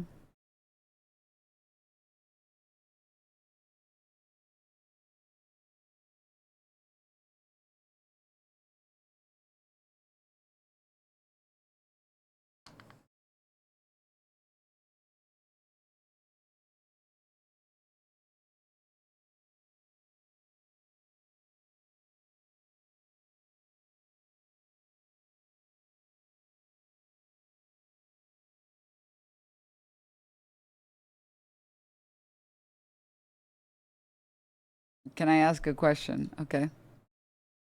Go ahead.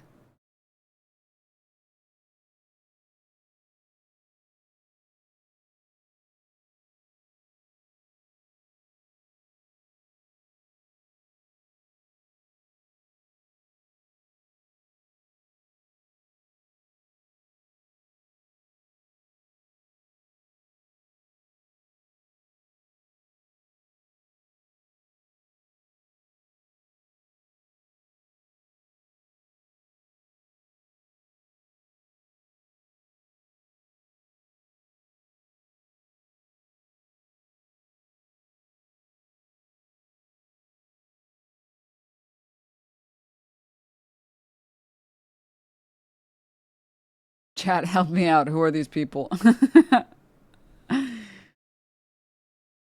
Remember when Ethan went after Hassan for saying pig dog? Yeah. That's not a question. Do I remember? Yes. Is that the question? That's it? Okay.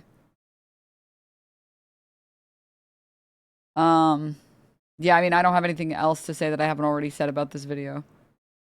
Like,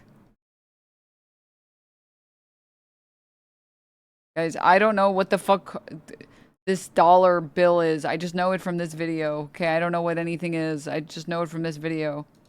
A few amazing small science experiments. Watch them blow your mind. Drop some float into clear water. Water turns cloudy. Put cut apple inside. It can change back. This is the magical reduction reaction. If you use a nail to make a hole at the bottom of this cup, the whole bottom of the cup completely cracks. But if you prepare a basin of water, put another identical cup completely into the water, use the same nail to make a hole at the bottom of the cup, you will be surprised to find when the nail pierces the bottom of the cup, the same cup bottom completely cracks. You will be surprised to find when the nail pierces the bottom of the cup, the same cup bottom completely cracks. But if you prepare a basin of water and pour it into the water, you will be surprised to find when the nail pierces the bottom of the cup at that moment, your cup bottom completely cracks, but it is precisely pierced by the nail with a round small hole.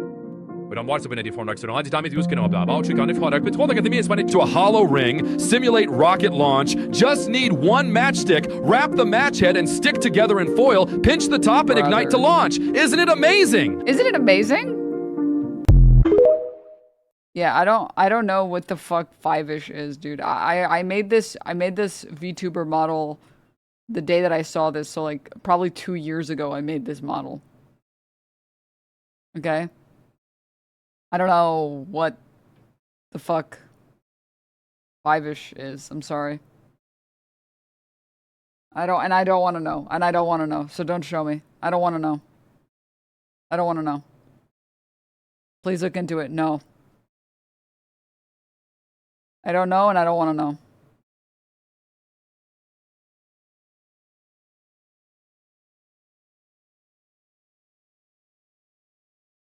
We gotta show you? No.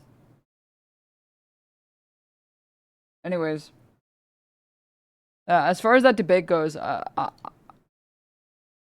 feel like it.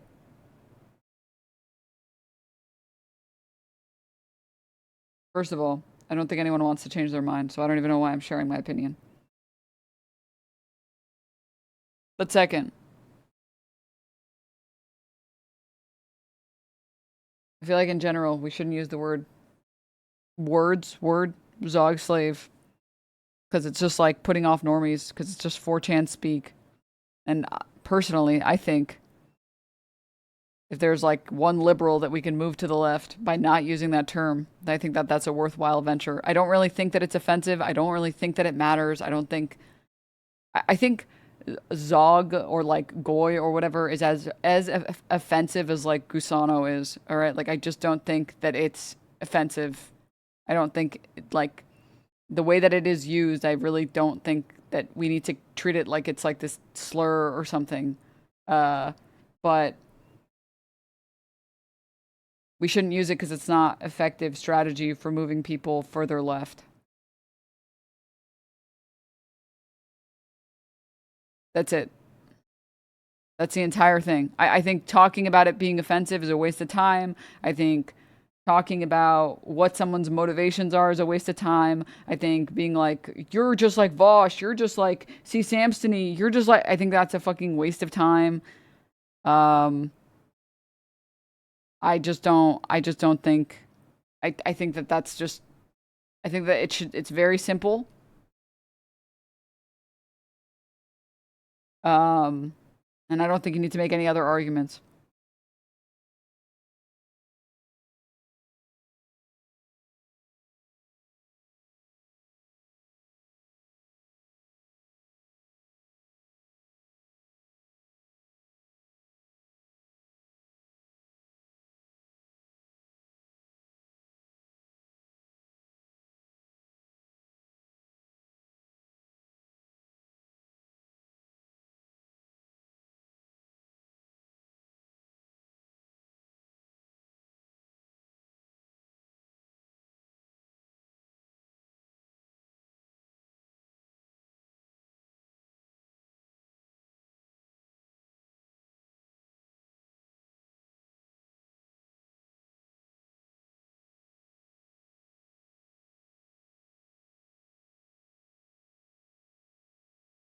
The whole not calling black people Zog slave is kind of important too. Well, I don't even feel like it's necessary to say that because Bad Empanada concedes it in the conversation. And he says, yeah, okay, I'll concede that like using slave in reference to someone who's black is not a good idea and I shouldn't do that. I don't think that Zog has anything to do with that though. So me retreading that ground is a waste of time. Yes, I also think that. Which is why I brought up the example about like, if I had a Haitian friend over on stream, I would not be like, yeah, can you eat my cat? Even though that's something I say all the time. And I'm like, chat, can you eat my cat? They're annoying me. I'm gonna bake them at alhamdulillah. So like, yeah, I don't.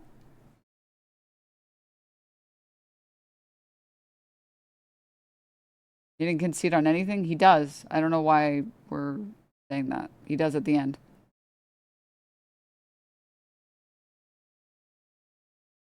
No, he does. Okay, do you want me to go and find it? I don't understand. You know, just because you don't like someone and just because they make arguments you disagree with and just because they engage in behavior you don't like, it doesn't mean that they're not doing the things you don't want them to do. I don't understand. He literally does. Like, I just don't.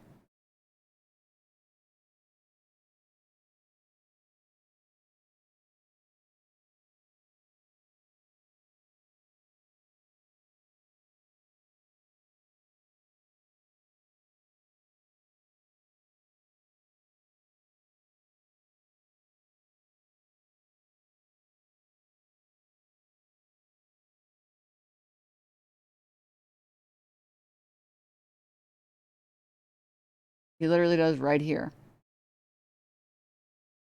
The problem is that when he does, everyone's like, walking it back, yep, walking it back. It's like, what the fuck do you people want exactly? Sure. Like, I'll give you that I probably should have thought a bit about calling him a slave. But apart from that, the Zog part isn't offensive. I just don't understand. I just don't get.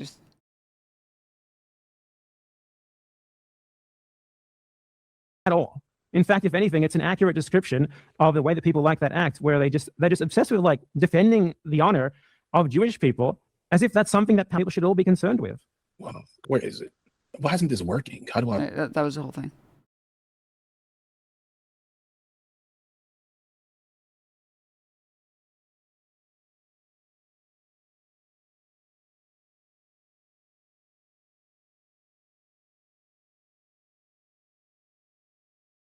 All right.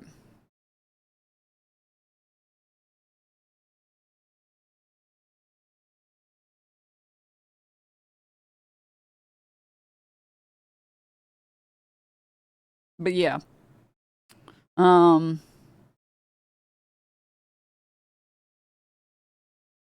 think my only disagreement is that the term Zog was made by Nazis. It's cringe to try and sus to try and use it. I wish Bad Empanada wouldn't use that one. I don't really care about him trying to defend using Goy or whatever.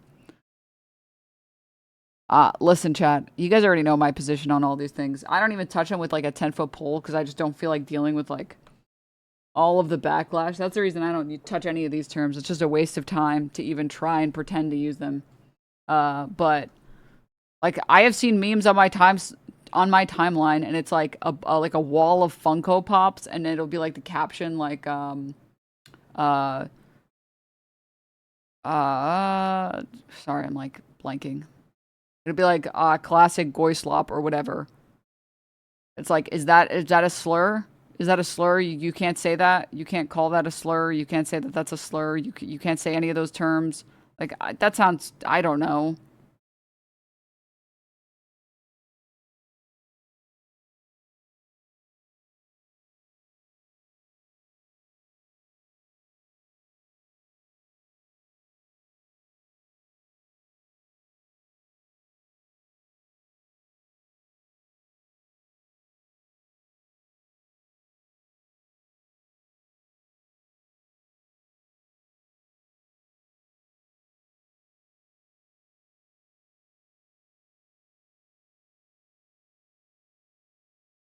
I don't think normalizing anything 4chan is worth entertaining.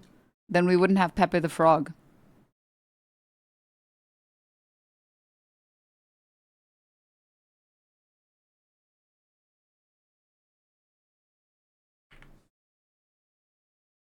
I think the question is about how it's used now and whether or not it's worth like having as like a tool on the left.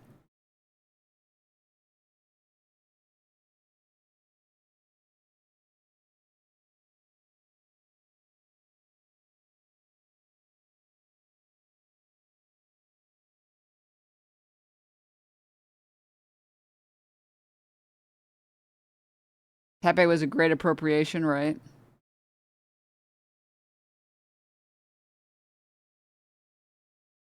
It's like a job for the etymology guy on TikTok.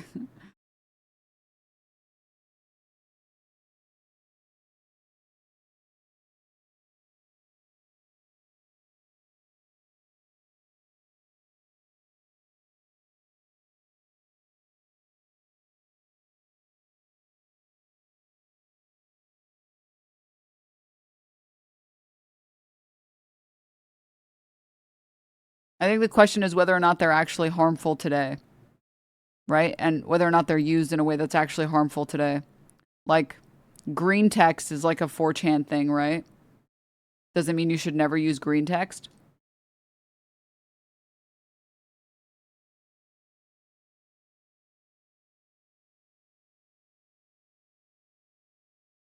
Well, I would argue that it doesn't cause harm, so it's fine. Right? Green text. Like, be me. Trying to sign up for a gym membership. Ask if the gym is creepy or wet. Woman assures me it's a good gym. Get the gym membership. It's wet. You know? Some chatters are like, I'm sorry, what? What the fuck are you talking about?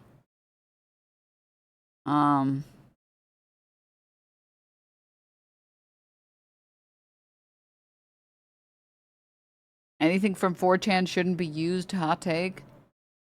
Do you know what the term, you know what gaming frog comes from? Have you ever used the term gaming frog?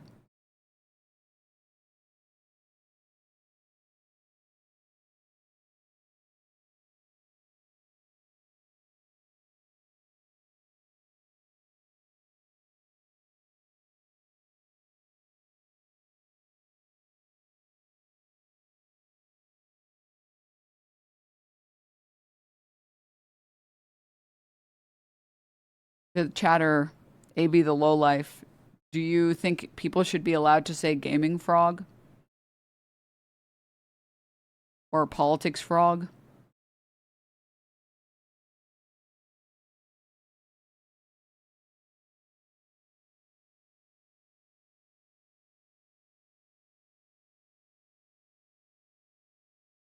Is it hurting anyone? Okay, so now we're getting to the meat of the issue, right? The reality is like, I actually, this was like very world crushing to me. This was very depressing for me the day that I learned that gaming, or like describing things as blank frog was a reappropriation from 4chan speak. And it's actually like blank, instead of frog, imagine the F slur.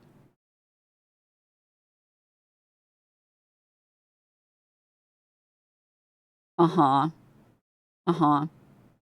And that's why when you said, is it hurting anyone? It's like, yeah, like, therefore, anything from 4chan shouldn't be used. Hot take is not like a correct take, right? It's anything that's from 4chan that signals it's from 4chan that's causing harm for no reason shouldn't be used, right? Not just anything from 4chan ever. It's like, unfortunately, 4chan is like, a lot of things have originated from there and have like permeated the rest of the internet in ways that are not necessarily harmful or not harmful, that are like neutral. A lot more stuff comes from 4chan than people think, yeah. I think if you're specifically trying to like dog whistle something like to show everyone else that you're like a 4chan user, then you probably shouldn't be using that language. But I think if you're just using the language because that's like the language you're using just cause for whatever reasons, then I don't really think it matters. Unfortunately, language is like super giga complex and it's not so simple to just like throw into boxes and pretend like it's simple. And I think having actual conversations and like developing, the reason why I think that this stuff is so important and why it kind of frustrates me when people write it off and they're like, this is just drama slop. This is just like stupid debate garbage, whatever. It's like fundamentally the principles are the same. Saying like, let me explain something. A big problem that I have with like a lot of organized religion and also like conservative ideologies in general is that the reason that you should or shouldn't do things is simply a given. It's like, oh, well, this is obvious that this is bad. You obviously shouldn't be gay. It's obviously corrupting your soul. It's obviously bad. Right? And dogma. And it makes me really mad when people engage in the same type of dogma on the left. It's like, we shouldn't just say, like, well, it's obvious that you shouldn't say these words. Or like, it's obvious that anyone ever using any type of 4chan speak is bad. It's like, wait, what? I feel like on the left, we should be able to like correctly critique points and argue why we don't think certain things should be used or why certain things should be used, which would strengthen our positions and make them the best that they could be.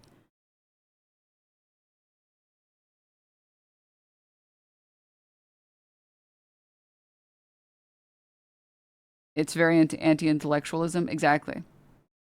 And like, I think that's a big criticism that I have here where it's like, it sucks because I think in general, we should stay away from using the terms like goy slop or like zog slave. Just because I think it puts off normies, and it puts off liberals that I think would otherwise be on our sides. And I think engaging in any conversation other than that is totally unproductive. I think engaging in like well, it's obviously offensive is like, what? Why would you say that?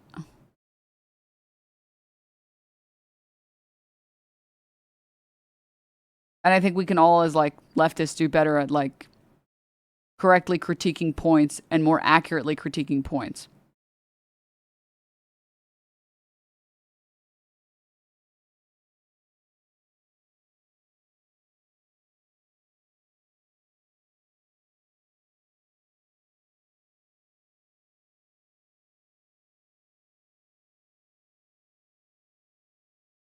I don't think it's up to us to determine that if we're not of marginalized groups, TBH. Huh? No, that's really simple. You consider whether or not you're punching up or down. Is this group marginalized in society? Do they have, or have they had systemic inequalities? Yes? Okay, well then we should speak to them or consider that this is punching down. I don't think you need to, like, I just disagree. You know, I don't.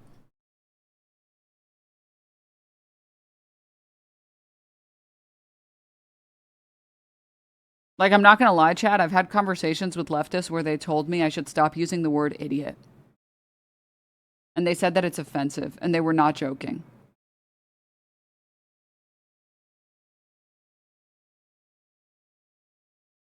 And I was like, oh, that's funny. Stop, stop. And they were like, why are, I don't understand. Like, I'm serious. I was like, what? They're like, it's, I'm serious. Like, I don't like when people use that word. It's like really offensive. And I'm like, that's, are you actually serious right now?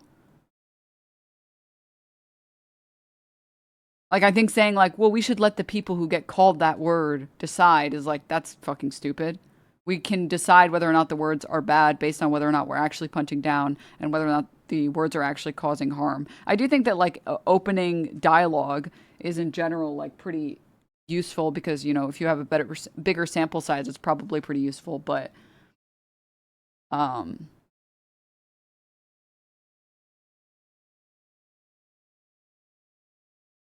sometimes I get that though, because like ableism is so deeply ingrained in society, but I love calling people stupid. I don't know how to make my language consistent. Well, I think the reality is like, there's a lot of stuff that kind of like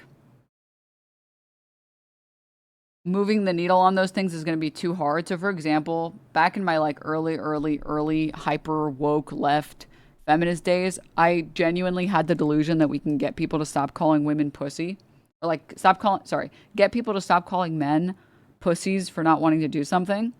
And then I realized that that was not an achievable goal because misogyny is one of the most popular forms of bigotry. And then I moved on with my life. Like, you're just not, it's not going to happen, right?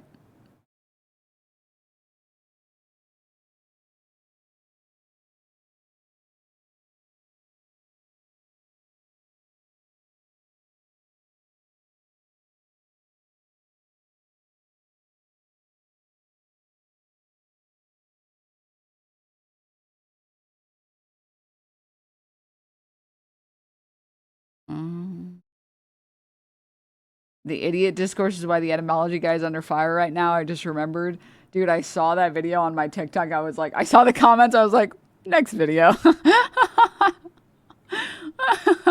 Because the thing is, what he said wasn't even necessarily untrue. It's just like, I think that video, I do think, for better or for worse, the R slur, give it like, I feel like another 5 years and it'll be completely back in mainstream lexicon. Unless things drastically change. But, so I do think that, like, he's not inaccurate in saying what he said. However, I just don't think people want to hear that. So I don't know.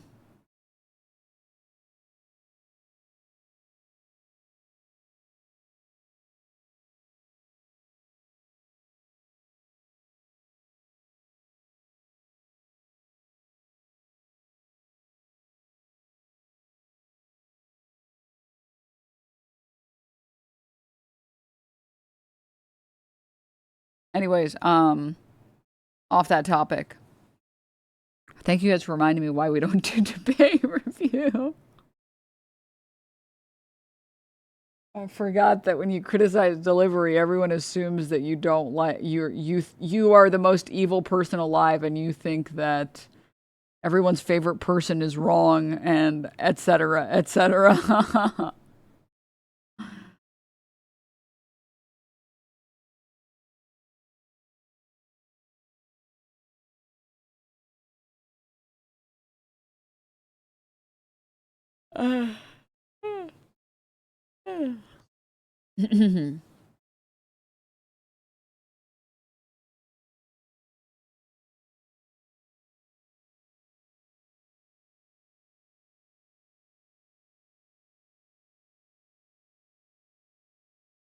I wouldn't even call this a debate. No, I agree. I don't think this was a debate.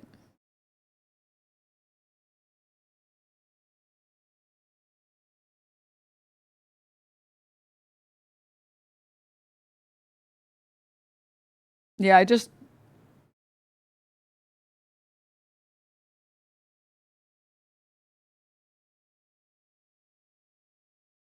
Yeah, I'm just repeating myself over and over again at this point, so... I don't think that there is particularly anything else to say that I haven't already said. It's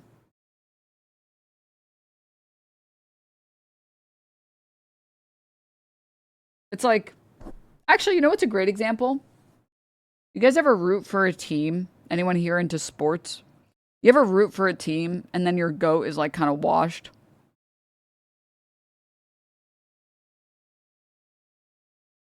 You're like, oh, dude, this my guy. And then like, he Braun James. And you're like, dude, yes. My bro, he's gonna carry this fight. Or this order, whatever. Yes. And then your goat is washed. And they don't perform. You're like, no. Fuck, no. That's kind of how I felt about this. I was like, damn. My goat, FD.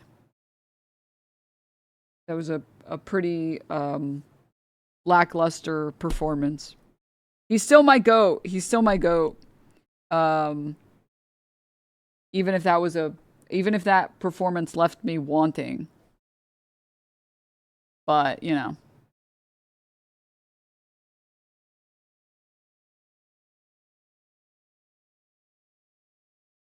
Your fucking VTuber avatar is killing me, sorry.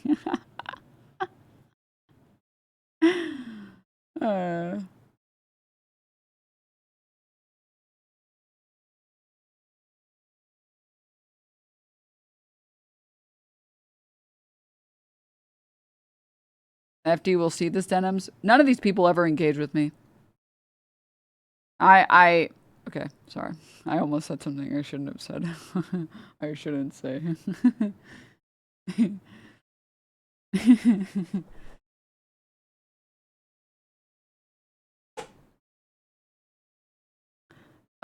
Listen, this is all I will say. Politics is, politics online is...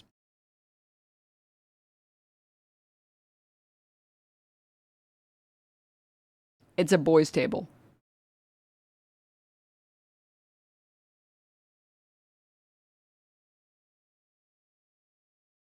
Always has been, always will be.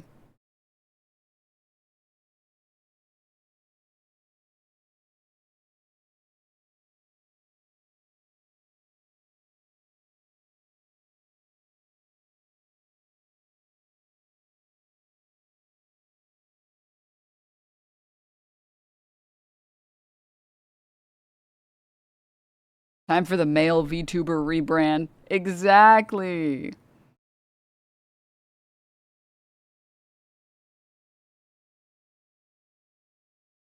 So, like, I'm kind of like...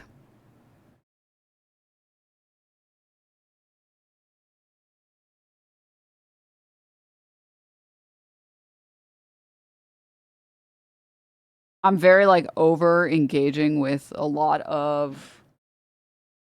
Like, I would say most creators in the politics space. There's, like, a couple exceptions that I think, like, people who are pretty cool, like Noah.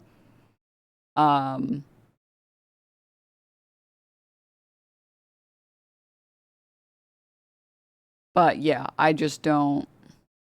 To be quite honest, it's like an audience problem where like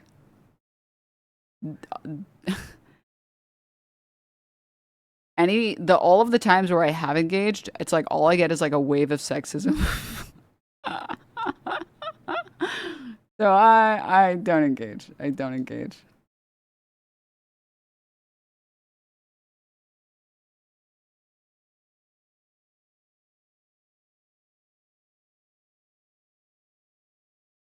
Like the second that you disagree with any, Caroline talks about this too, Denims. Yeah. The second you disagree with like any male creator, like especially in the politics space, which is really depressing because it's like you'll talk to like leftist politics people, but if you disagree with them publicly for like half of a second, their entire supposed leftist audience will just send you like a brigade of hate, calling you a whore and a slut. And it's like, well, I kind of expect it from the right, but it makes me sad that it happens on the left. And like none of these people care about their audiences acting this way, but okay. Okay, sure, man. Whatever. Like there are very few, and I'm just at the point now where like I just don't care enough to like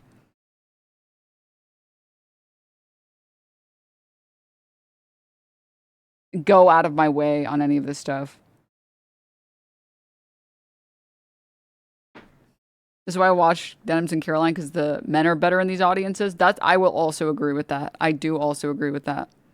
Like I've had conversations with male audience members to some of these supposed leftists, and they've straight up said like, yeah, I think women should just give up their rights if it means like progressing leftist values. If it gives us like socialism, yeah, I think women should give up their right to vote. It's like, that's an insane sentence to say. Even if that hypothetical were true, that's crazy that you think it's okay to say that. Wow. That's insane. Wow.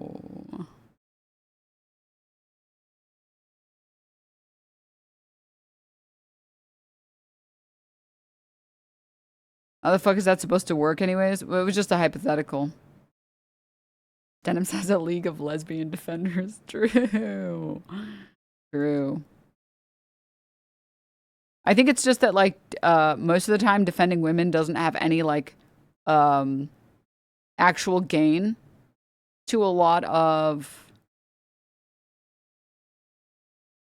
male creators, so they just don't do it.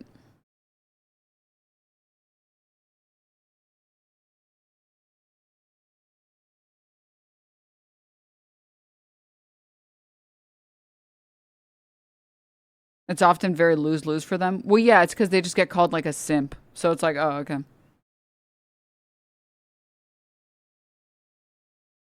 That's crazy that you think that. All right. Mm.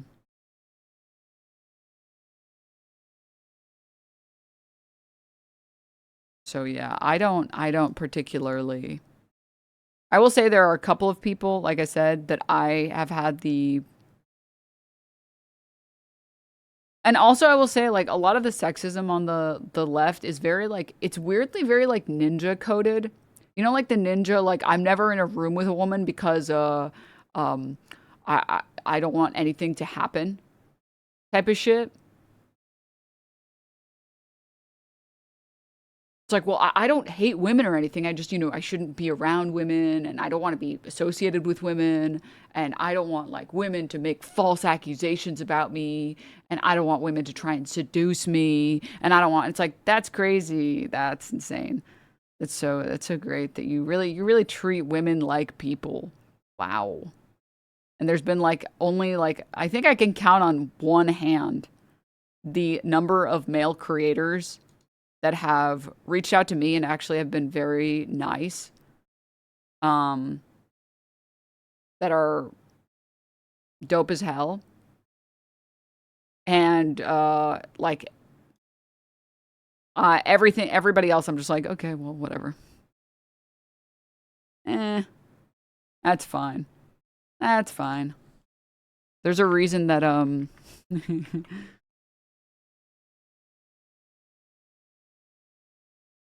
most of my mutuals and the people who follow me are like predominantly women. Overwhelmingly women.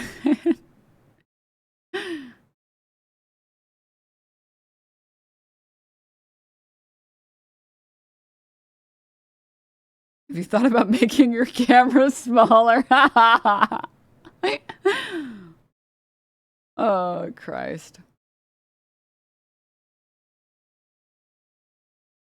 Because, like, at worst, they're pragmatic and they're like, well, being seen defending a woman is too hard because women get so much hate on the internet. And I empathize with you, but I don't want to defend you.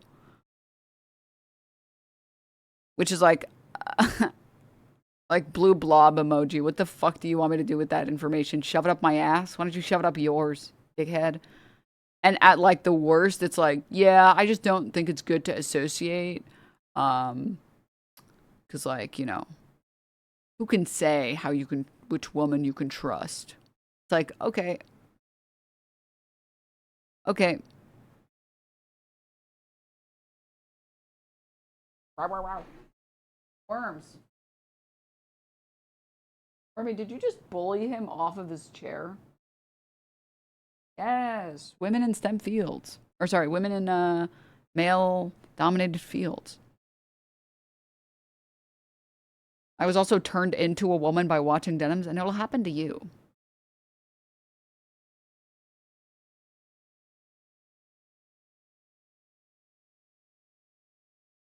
Yeah.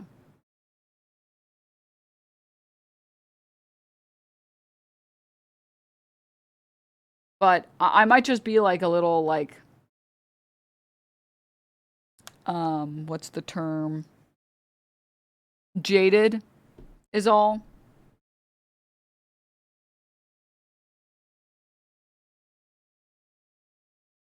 In which case, you know, like, sorry for being jaded. I just don't really, you know, I just don't really care for it.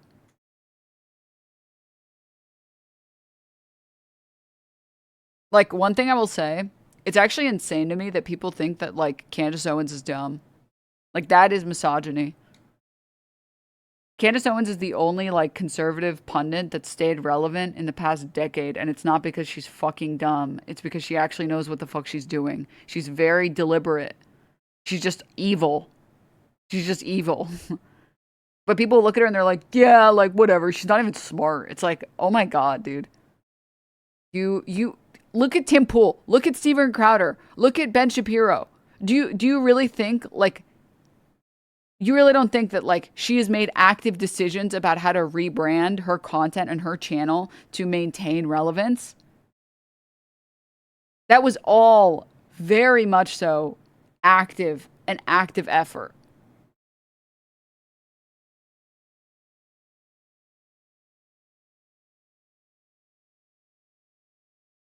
They like to say that she's dumb because she's right wing. That woman is a genius. In terms of, like, maintaining relevance and, like, being able to build, like, a conservative ecosystem, yes. Comparatively to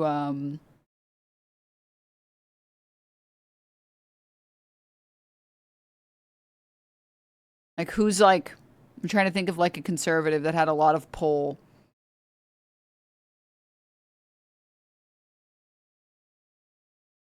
Like, you know, someone that took forever for people to call stupid, and it only took, like, literal his fucking Xanax brain damage to cause it? Jordan Peterson.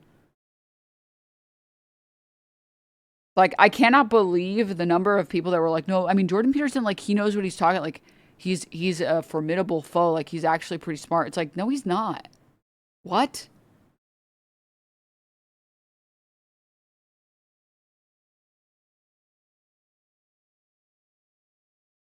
Skate park. Yep.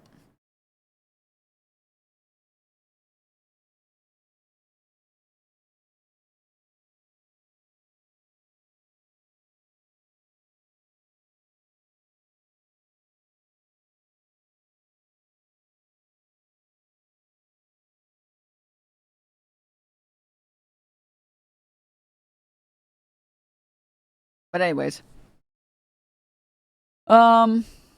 That's all I was going to say on that stuff. SAT words plus garbled references to young equals smart, correct?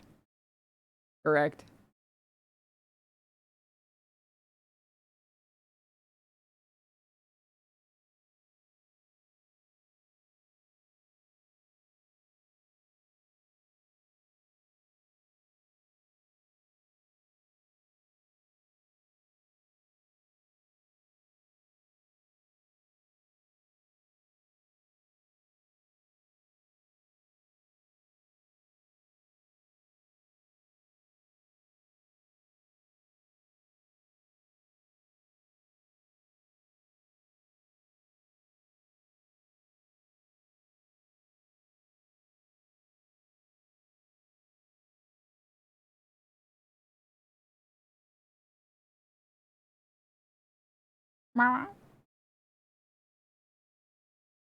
Bullied Meerkat off the chair. That was crazy. Never seen her do that. He just fucking beat his ass. Anyways. Feminist home, am I right or what? Yeah. I don't remember if there was anything else I was going to say.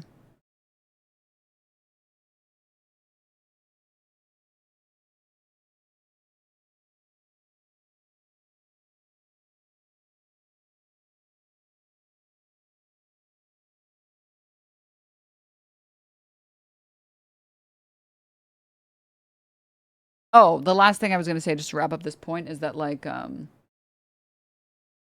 do think that there's, like, a lot of... I think just, like, men in the politics space just get a lot more charitability. So, like, when male creators see another male creator get clipped, they're like, oh, there must be some context to this. Like, oh, I should look more, like, blah, blah, blah. When a female creator gets clipped, it's like, oh, she must be an idiot. And it's like, okay. And again, from conservatives, it's like, that's just their bread and butter. For, like, fellow leftists, it's like, wow, you guys suck. Bro, look at my team, dog. My team fucking sucks, man.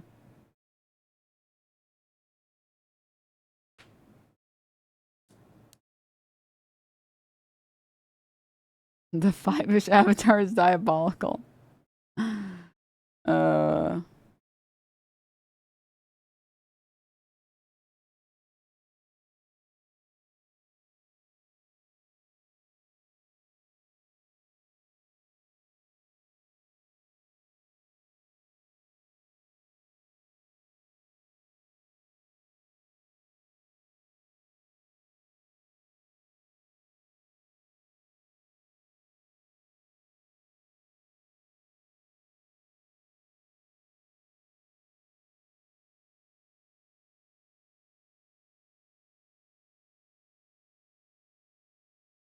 All right. Was there anything else I was gonna do? They really put the I in team. Yeah.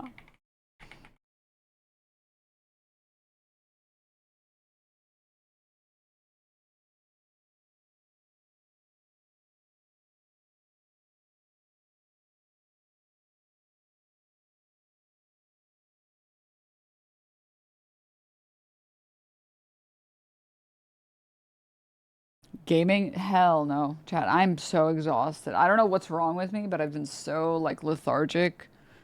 I think I just, like, I have no idea. I think I just need, like, a break from life. I just need to, like, I need to enter a coma for, like, a day, like, a full day.